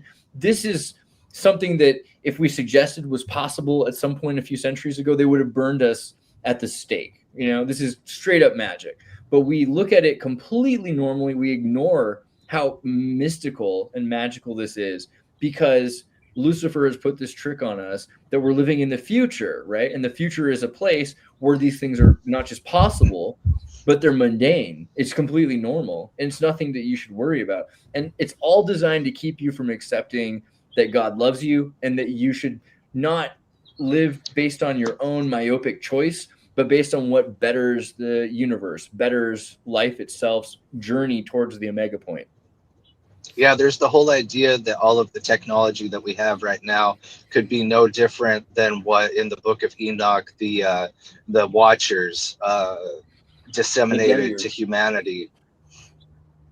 Yeah, Memory Man's correct. To say Lucifer is wrong, obviously, the demiurge. I'm using the term I think is like convenient, but obviously this is a big issue. If you read the Bible, Isaiah's written over. This is something that came up when Kevin and I were at this documentary, because the professor took us to his church, and he was showing us Isaiah and saying, isn't it marvelous how, you know, Isaiah 20 and then Isaiah 40 and Isaiah 60, they all sort of, you know, work together. Well, of course, because there's 3 different authors over multiple centuries that happened before and during and after the Israeli exodus into Babylon. So it's not written by one guy named Isaiah. And there's also the issue that it was translated by Erasmus, and Erasmus mistranslated the word phosphore, which meant Venus, as a proper noun, Lucifer, right? And so when it says that the Venus star descended, it's translated as the morning star fell from heaven, which is not like the fallen angel Lucifer. That is a completely made up Yeah, I don't subscribe to Gnosticism or anything like that, but you can go off. Well, the demiurge, you just agreed. Like, I just don't. That's totally fine, but the idea of Lucifer is made up bullshit from the 16th century that has nothing. Well, to do I mean, with it's definitely linked. Like, you have the dragon and the beast, and you've got the first lie, the father of all lies. You've got Lucifer fallen. It's what the, you know, it's what. It's no, there is no connection. First they off, all connect. No, they don't. Otherwise, like, they wouldn't have been synergized by the church, like and the church fathers. So, you know, I don't know. All right, I do though. So Lucifer of Cagliari was a Trinitarian. This is Saint Lucifer. You can go to Cagliari and see his crypt. He fought against Saint Lucifer right here. Yeah, what a guy. Let me tell you. What a guy. And you know, he upset the status quo at the time in Sardinia because they were Arianists, right? Arian, who's no longer accepted as a saint by the Catholic Church because he was not a Trinitarian. And so Lucifer fought for Trinitarianism, and at one point was considered to be, you know, on the outs. The Nicene Creed was Trinitarian, and that was like. So you could say that Lucifer, like Trinitarianism, is Luciferianism. You could say that, but you couldn't say Lucifer. Well, because Lucifer was a Trinitarian, not an angel. He's a guy in Sardinia who got his name mixed by Erasmus into the 15th, 16th century. Right, but Bible. like Satan has many names. It's not Lucifer's really like not so one much. Of them. Lucifer it doesn't is never necessarily one of his matter names. what we call him. Like it's well, the it idea. does if you make up a name that isn't his when there are names you could use for him. Like Satan means the accuser. We could say that Satan exists if you want to. You could say that there's an archangel that is right, you know, but didn't he rebel and want to exalt himself above the Most High? Like allegedly, you know, Samael might have, right? Yeah, I just have this insane headcanon that I have to spit out. So like, if you just have them all be the same thing. I've just been hearing like the theory about how there's like an underwater UFO facility or something that creates UFOs and spits them out, and it's like breaking down. And apparently it was essential because it was protecting us. Supposedly since like biblical times, like maybe Jesus was the one that like actually implemented this protection because we needed it. And then now like with the development of AI, maybe it's like it's just emitting some signal that's just disrupting it. And it's like the minute AI becomes fully out of the box, truly, then that thing breaks down. And then suddenly like we're open to like invasion from all sorts of extra dimensional things. That's just me trying to be like schizophrenic and tie all the different conspiracy theories together. Yeah. I mean, one thing you'll notice that's pretty interesting about Argentina, right, is that there are tons of submarine UFO sightings and bases, moving islands in the middle of lakes where UFOs come out of water, out of these giant ponds, right? There's tons of examples of this. I think there's definitely something you could say about and this that. could converge with like just the end of things, because it's really just this idea of maybe not the bad end, but also it could be the end of something and the beginning of something else. You read Closer Encounters by Jason Giorgiani? Yo, about him, is he a Satanist? Like I can't tell. Well, I feel like he would call himself a Satanist to upset Colin, but he doesn't mean Colin specifically. Yeah, he's like they always say that they don't mean it, but like of course they can't say that because like nobody's gonna be happy with that. Like Why would you say Why would you it call and yourself claim a it if you don't Satanist? deep down think so? Well, Yeah, you would, like the same. A lot of people call themselves a Satanist because just they're to like be edgy and piss people off. Like totally, it's yeah. ridiculous. If a Christian upset you, It's just then really the best thing to immature. upset that sort of. Okay, Aleister Crowley. Why did Aleister Crowley call himself a Satanist? Because he rejected every. He's not like. When he was a child, Aleister Crowley was a ardently Christian young man, and his family were extremely Christian. And he was restricting his diet, fasting. Yeah, God hurt his feelings. And he was dying from the no. It wasn't that God made these laws. He believed that Christianity was made up, and in a lot of ways, what he was practicing was not what Jesus was teaching. So it's correct to say that the practices he had were not the Christian practices. But he was then. Sorry? Very least like pagan. He's one of the pagans. No, I mean, like, he would go to church on Sunday. He wouldn't drink. He wouldn't smoke. He would be a virgin. He would restrict his diet. He was all of a sudden very sickly and he was dying. And so his family said, before he dies, let him spend some time with his uncle. And his uncle took him out and gave him sugar and beer, ale, all kinds of things, meats, puddings, women. He had sex. He did drugs. He listened to music. And he started to get better. You know, all of a sudden he got healthier and he thought to himself, wait a second. So all the things I thought I was doing for God were killing me and were bad for me. And so all of the things I was told were bad for me saved my life.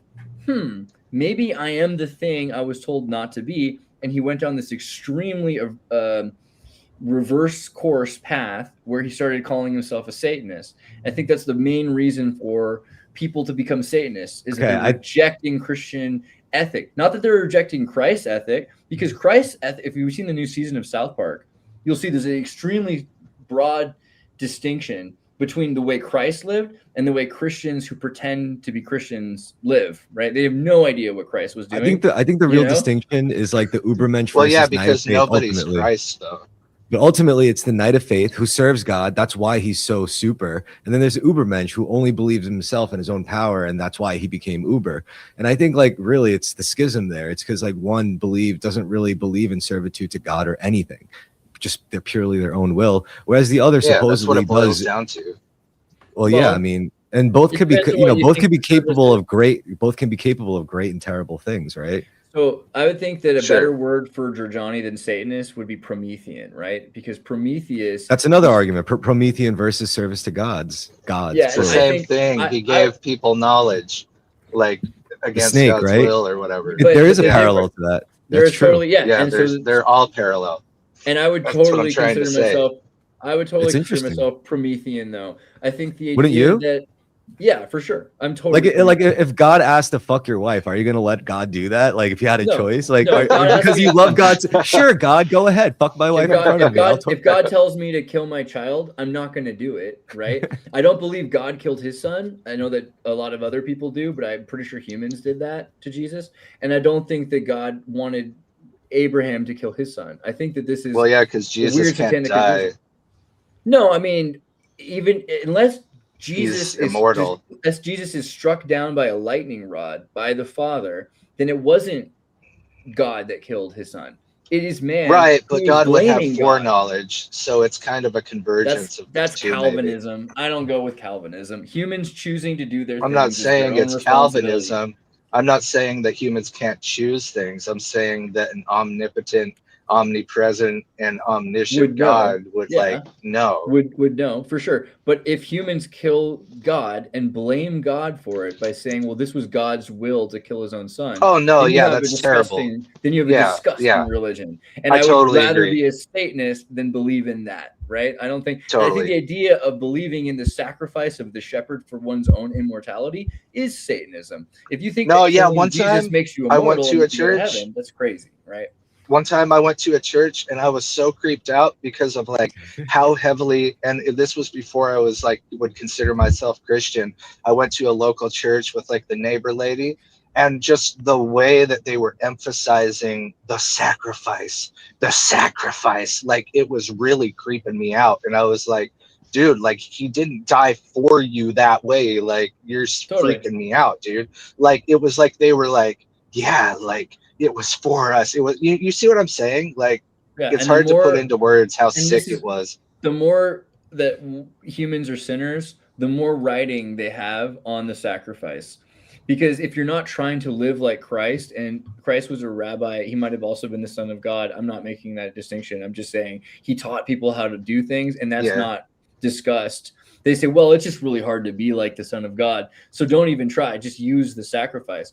That is the most satanic argument possible. No, that's the worst. Like, right? That's why I don't really like, and this is getting into some like deep waters or whatever, and I don't want to be like, so insensitive about it. But my personal view, my humble opinion, right, is I don't like this like once saved, always saved thing, because I think it kind of just opens the door to just making whatever excuses that you want for your life. Like, I think it's so easy. Like, it's a beautiful concept. Like, yes, it was a pure sacrifice of Jesus, or whatever you want to say, right?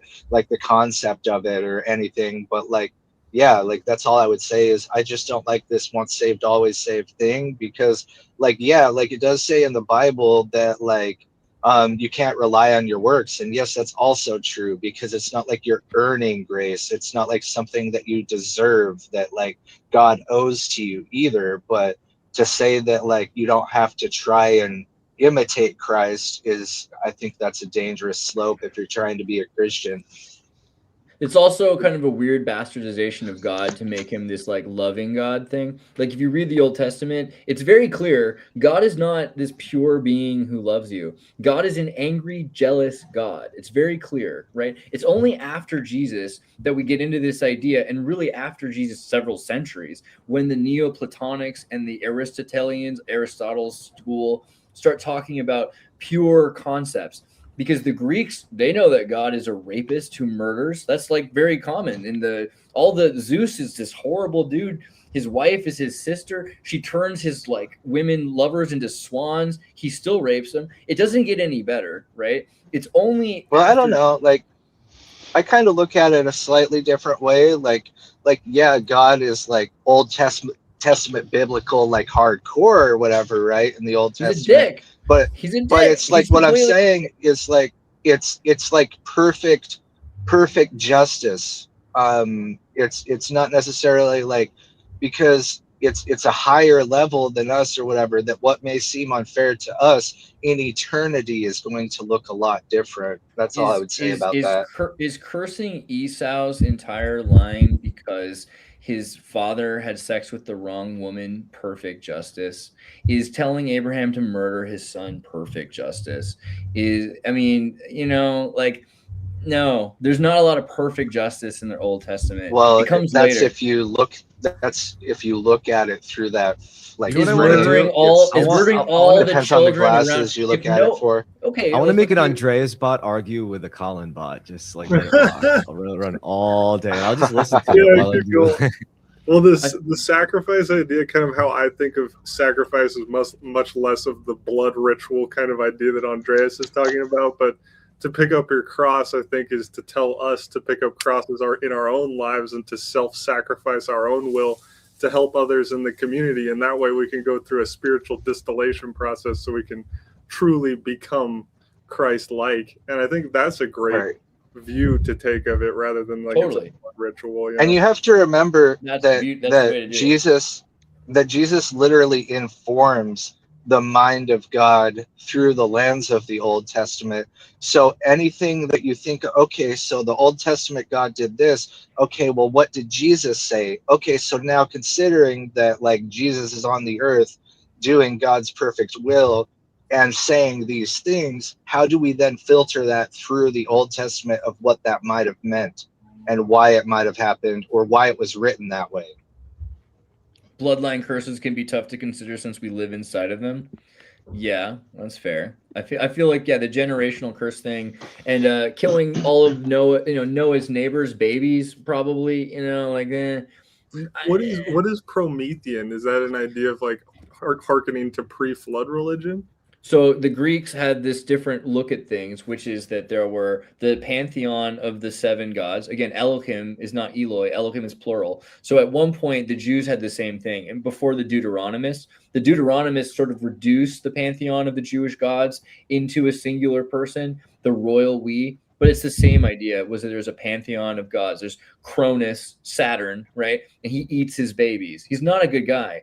And then out of his stomach cuts his way out Zeus, Jupiter, and all of the others, Neptune, right? Hades, these are Pluto. All of these characters that emerged as the Roman and Greek names for your planets. This is the world we live in. We live inside of the Roman, Greek pantheon's reality. And these gods are sinful and imperfect, but they are outside of the titans, the primordial titans that make up reality. And then these gods are driven ideals. They are ideals that function in this system.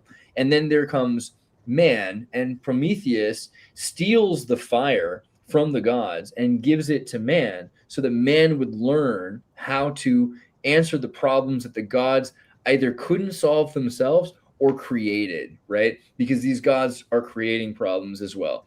And humanity is supposed to advance to exaltation, to become greater than these imperfect gods that were, raping, murdering, killing each other, and love to eat life, which is why death. It's a lot like the Anunnaki thing, isn't it? Like with Enki or whatever. I would say the Greeks got a lot of their thoughts from the Persians, right? So of course, like he kind of like he freed humanity and gave their like DNA kind of or something. Like this is one of the ways they say it, right? It's like he like gave them the spark of the Anunnaki so that like they may become greater.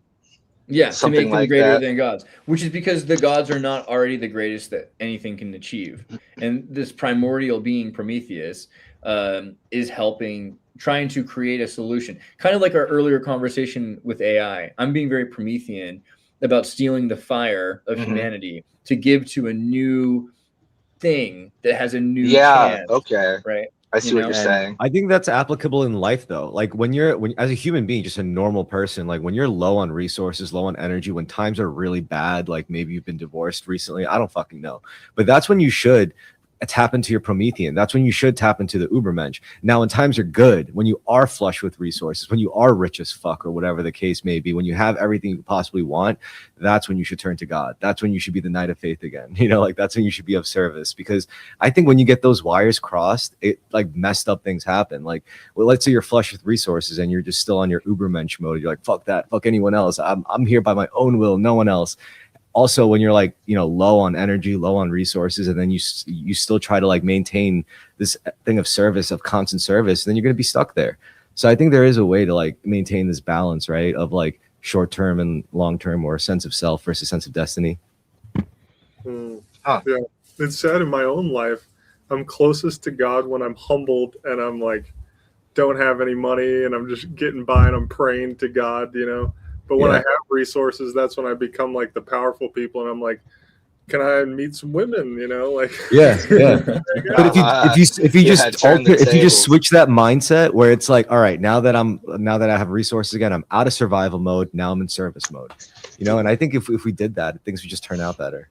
I'm still working. That's on when it, the hardest. That's the hardest time to stay humble. Is when everything's going great for your character, right? Yeah, right. That's when you want to make more choices to make the world more in your own image, usually. Well, and that's what I found with homeless people is they're so humble that sometimes that gives them like a direct connection to God. It almost like connects them in due to that humility, it seems like. Oh, yes. Yes. We got a special request from the Stone Philosopher 47. Let's hear from Kurt. Kurt, you can respond to any of those topics or just not really. Do whatever you want, honestly. Ooh, you just gave me a dangerous weapon. I don't know what I'm gonna do with that one. So about these chicken wings, yeah. Oh, they were kind of delicious. I feel like it might have been how do you pronounce it? Hubris. That was a little hubris going after the wings. Because if I was a humble man, I would have just gone after just maybe a cheaper section like the thighs or the breasts. So I might apologize to God for indulging a little too much. I appreciate that you're my wingman instead of my breast man, I'll be your breast man. I can do that too. I like to think that I'm flexible. and I can adapt to the situation at hand. This is what I tell employers in all my interviews, and that I'm also willing to work for free for an extended period of time because I am actually a fan of slavery. Not the type where, you know, like different races. I think all of us should be slaves. So it's even. You know, it's like we're all on equal footing. We're all equally under the elites. So just like you want like worldwide, just Serbia. Well, I think slavery should be owned by a corporation, and therefore it'll be. Nice. So I like what I'm hearing.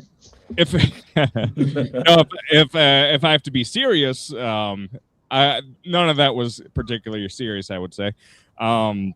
Like there's a lot of cool stuff happening in the world. I think the fire's inside you, the spark, the divine spark of all creation. It's the inside. Promethean spark. Okay. Sure, the Promethean spark too, but I mean, it depends on which angle we're all approaching this from. But one thing I think was really powerful for me this week is that I started a fire, not a dangerous one, like a purposeful one. If you notice something like inside of, like if you start a fire inside of a stove, it can actually be really stubborn. It's like it's actually hard to put out the fire. The fire just like wants to keep on burning and consuming, and I think that's a good metaphor for each one of our souls. And like unironically, like there's just that fire within us, and it's like it wants to. It does want to consume our energy, but we keep like regenerating the energy too. But it's there. It wants to keep on going. It wants to not be put out. And so, I think that's also a good metaphor. It's like this might not be related to anything at all, but it's like, well, why in a lot of religions is it a sin to be like to off your own life? It's because your fire wants to keep burning until it can't burn anymore, until it can't consume anything else in its surrounding environment. And so that's why, it's permissible. Old age, all right, or like, did God give you a message that it's okay to sacrifice your life for something that is the greater good? That's a case in which, your fire isn't simply dying out. It's simply, burning to its brightest potential. I think that was like a cool... Isn't that like Icarus? Sure. That's a good metaphor. That's any sort of reference to that. Kind that's of, why, because he didn't necessarily sacrifice himself, so maybe it's not apt. Sorry, go on. Yeah, I didn't quite get the. It was all right. All these. I think if you make references to a lot of pretty much any sort of mythology or around the world, that these stories are just so powerful. They're powerful in and of themselves, so it's always fun when people actually sit down and talk about them, because like we recycle the stories in subtle ways and in a lot, pretty much on a daily basis. So it's like that's why it's hard to go back and watch a lot of movies and media, because like if you start noticing those patterns, like, oh, these are also this is all based on older mythology. A lot of material doesn't look quite so original, or like if it's good, if it's original, it's simply a modern repackaging of a lot of these old stories, including Bible stories. I'd like to see a new angle, right? Like, and I think it's interesting what you're saying, because like talking to you guys, like, so I might be like set in like whatever like trip that I'm on or whatever, but like I'm sitting here talking to Andreas, and he said something where I'm like, oh, like I see what you're saying there, like never mind, that makes me reconsider what you were even talking about in the first place. And it would be cool to see a new set of just a new set of things, you know what I mean? Like, I mean, Icarus is a weird story because it starts out with a guy who's really clever, and his son's not as clever as him, and his cousin or his nephew is smarter than his son. He's super jealous. Why is my son not as smart as this guy's son? So he takes his nephew and he throws him off of a roof, right? And that's the beginning of Icarus's story. Icarus has to flee town. He moves to the Isle of Crete. He builds a maze for King Midas. The Minotaur gets trapped in this cage for King Midas. And eventually they want to get out of town again. So he makes wings, right? He makes these wings for him and his son.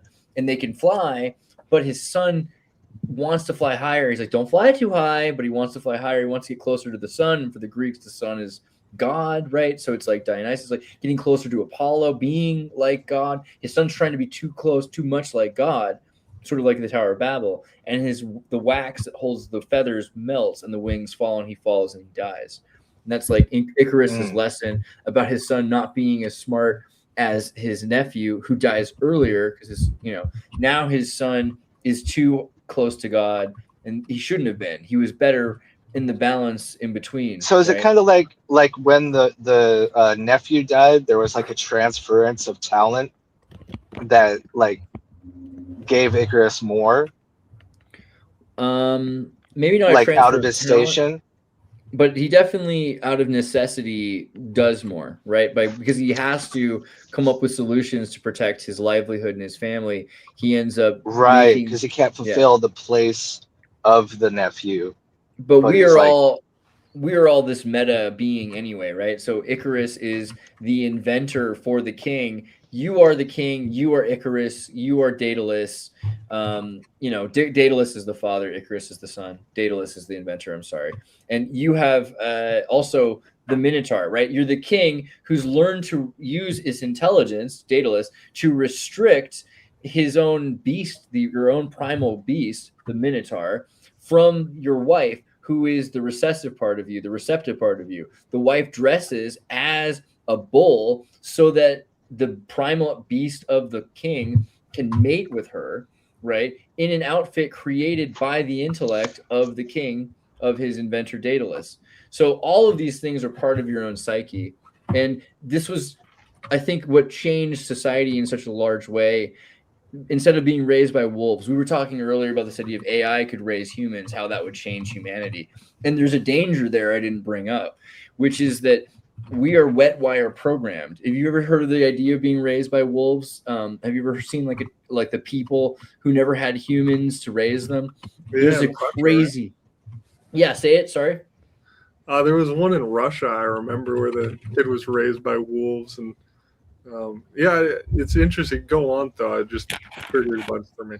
No, yeah, for sure. Like, I think I remember that specifically, raised by wolves, USSR, Russia. It was like a girl who was raised by wolves. I wish I could find the video of it.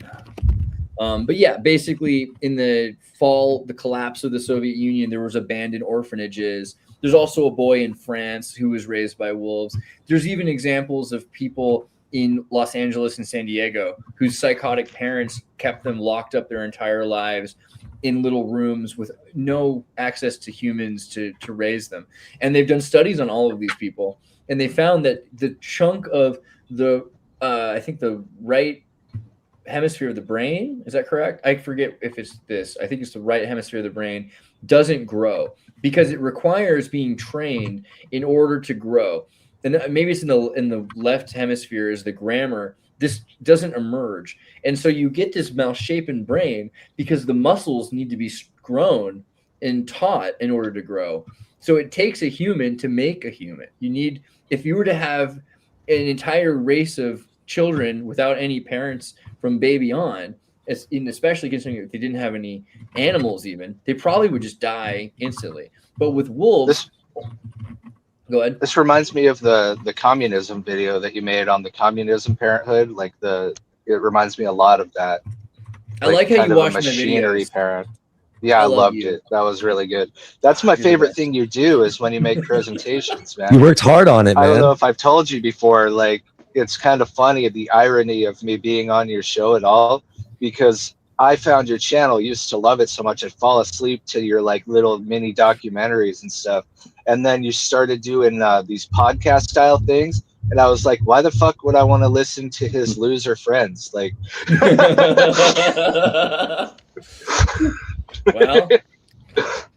and now I'm one of your loser friends. You said it, not me. Well, I think it's more about me because I'm special and what I like matters. And since I like listening to you, that should count for something, right? I think. I mean, we have. I love you, man. I have no reason to respond unless you trigger me. So I need you. I need you, baby. But okay. So the humans raised by wolves don't develop this part of their brain, and this would mean that if humanity were to be disconnected from its for one generation, it would just say one generation. Humans wouldn't be humans anymore.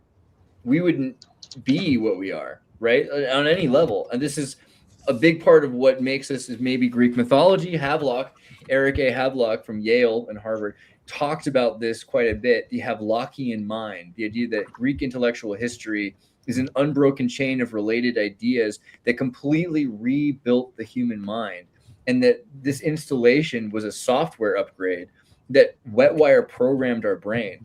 And you can see the difference between people that have had access to these kinds of ideas and logos and those who haven't. And it'd be interesting to imagine what would it be like if we were to have no more education, no more nurturing. Humans would probably be animals. We would look more like animals. We'd become more like cavemen. We would be eventually just these primal beings that cannot communicate in grammar. This grammar thing, this Steinbeckian grammar that I say, I am thirsty. I would like the noble savage, Andreas, but the noble savage. But savage, yeah. I think there's something true about the savage being cool. Like there's definitely a benefit to that. But in nature also, look at the difference between a wild wolf and a domesticated animal. Domesticated dogs get smaller, their brains get smaller. There's some studies that are worth looking at the domestication of humans, that we have accidentally domesticated humans.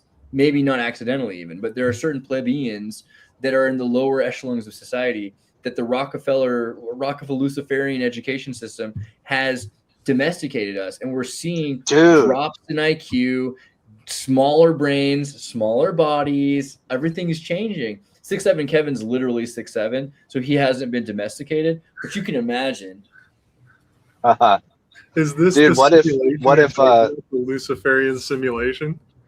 Yeah, I literally think that that's kind of the idea of education itself, is to replace the intuitive education that you would get. If you looked at the entrance exam for high school, that is the exit exam from junior high 100 years ago, right? 1925. It's astonishing how hard it is for a college-educated person to pass correctly. The things you had to learn to get through 8th grade, how to do volumetric measurements of how much paint you would need to do a wall, etc. These sort of IQ tests, they're completely gone today. And you can see the difference when you go try to order something or interact with some of the younger they are. I have friends in our think tank group, William Klaus, he's a math teacher. And it's so depressing for him to interact. He's doing a lot to help these kids, but they can't think in relative terms. If he wants to do fractions, because we use the decimal system and they don't have circular clocks that work with 12, and 12, that was the last 12 system, right? Everything used to be 12 inches, 12 slices of pizza, 12 hours, and 12, 3, 4, 6. You can divide 12 in so many ways. Try doing a third of 10. It's impossible. It's not impossible, but it's an infinite 3.3333 repeating, as opposed to just a fourth or a third of 12. And numbers counting in 12, right? Like 1, 2, 3, 4, 5, 6, 7, 8, 9, 10, 11, 12. If you use your thumb, you've got 3, 6, 9, 12 parts of your 4 fingers. It's a completely natural way to live your life. But they've taken it away, and kids don't understand it, and they're not able to think that way. And it's destroying the human mind. And it's got to be somewhat on purpose. Reminds me of the 32 hertz thing or whatever. Like what's the hertz? What's the God music supposed to be at? The solfeggio frequencies that Chris brought up, 444, 432. Yeah. Word. 432, the good old 432 frequency. Yeah, it's just like barely out of sync. Like that's demonic in of itself, if you want to call it something. Like I don't know what to call it, but like just ever so slightly readjusting music to be like kind of discordant, not hit you purely, is pretty messed up. I think that we should fix that in the revolution. or whatever. Dude, the 1920 by 1080 ratio too. It's not perfect geometry that it could be. Like it could be root rectangles or Fibonacci or something, but it's just off a little bit. Is that what did you tell me about this? You actually crop your videos to the golden ratio, right? Yes, yeah. I hate if I stole like a trade secret, but that's genius, by the way. That's gnarly. No, it's okay. I think it's cool for people to know, you know. I hope other people do it. Yeah, it's perfect. That's exactly what everyone needs to be doing. I think that's super important. But yeah, yeah, even the trailer is that with that mild letterboxing for the graphene.movie trailer. Really? Let me go back and look at that. I didn't even think about that. It might be a root rectangle though, actually. Dude, it is better. It just feels right, doesn't it? I feel right? like there's there. It's not a traditional letterbox, you know, but that's why. Speaking of which, if you go to graphene.movie.com, put your email in here, and when we send you, we're going to put you on a mailing list, and we'll send you some information and get you access when the graphene.movie is ready. Graphene.movie. That's the website for the documentary that 6'7" Kevin made with Ian Crossland and I. And it's pretty exciting. I'm pretty happy about this. You'll see some technology in here that'll make you optimistic. It made me optimistic, and I'm clearly the biggest pessimist here, right? I mean, Chris, you were talking about memory problems with me earlier. Well, we met a kid who invented memory problems. I did. I don't remember that. No, I meant for the computer chips, though. Oh yeah. We met a kid who is invented a special computer chip that is also a memory bank that's the size of my pinky nail that can hold, I think, 1 million times as much data as the highest memory source that we have out right now, like petabytes, right? That's pretty sick. We should change the name. I mean, we should change that name. Peta, not pedo. Peta. I mean, there's like it's still too close. Pedophile bites the pedophiles. Yeah, unless we're gonna take a bite out of crime. That's right. Yeah. We'll do our best. Well, all right, we did it. It's 2 hours deep. I want to get a couple remarks out of everybody. Connor, do you have anything you want to say? By the way, this is your first show, but it's not your last. I can't wait to have you back. I'm glad you were here. You were so polite. Yeah, it's good seeing you guys. I only really know, well, I don't know Chris, but he's the guy I listen to most when you guys are on. So used to his voice as 6'7" Kevin and Mr. Wizard. You're new to me, but cool seeing you guys. But no, fucking shit's getting fucking crazy right now. It's just the way you said that, the look on your face, like we need a screenshot that, bro. That was like a moment in time. But like every day, it's fucking like, I don't know. It feels like the way data is just dumping out. It's just like, it's like you need to like slap some duct tape on that shit to fucking slow it down to actually get a grip on it. It's like, hell yeah. I can't believe we withstood the temptation to talking about all that. Yeah. I feel like that's like being intentional because it's something that was like not mainstream for so long, but this past week it seems like it's been so mainstreamed on purpose. But so it's probably good to avoid talking about it anyway. Well, do you have any way? Do you want any site that we could link for people to find you, or should I just put a link up to the Scottish Liberation Army in case?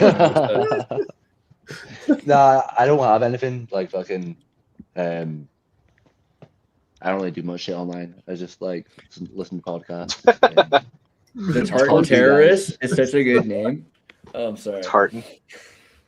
I'm gonna get you on a watch list. I feel bad. No, he's like the most. He's a get along kind of Scot. You know, it's all right. But no, fucking.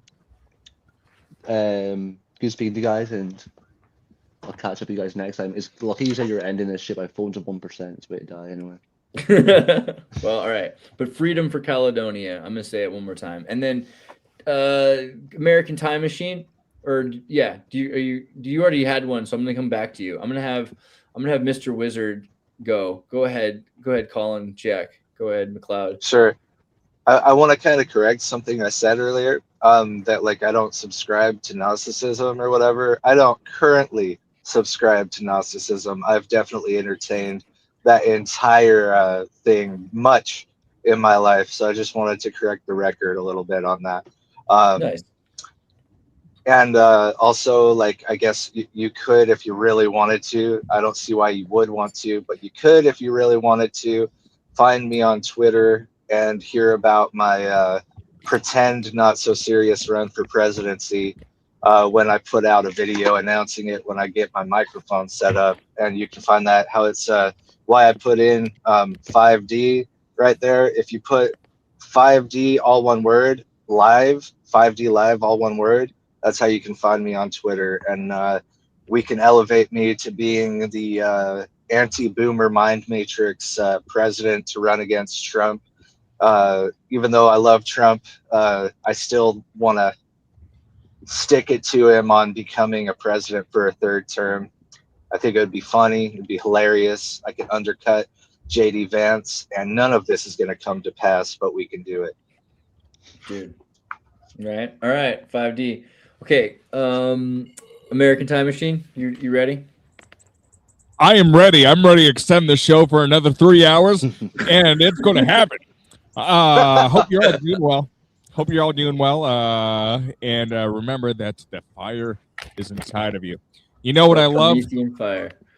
You know, everybody says, like, fractals are amazing.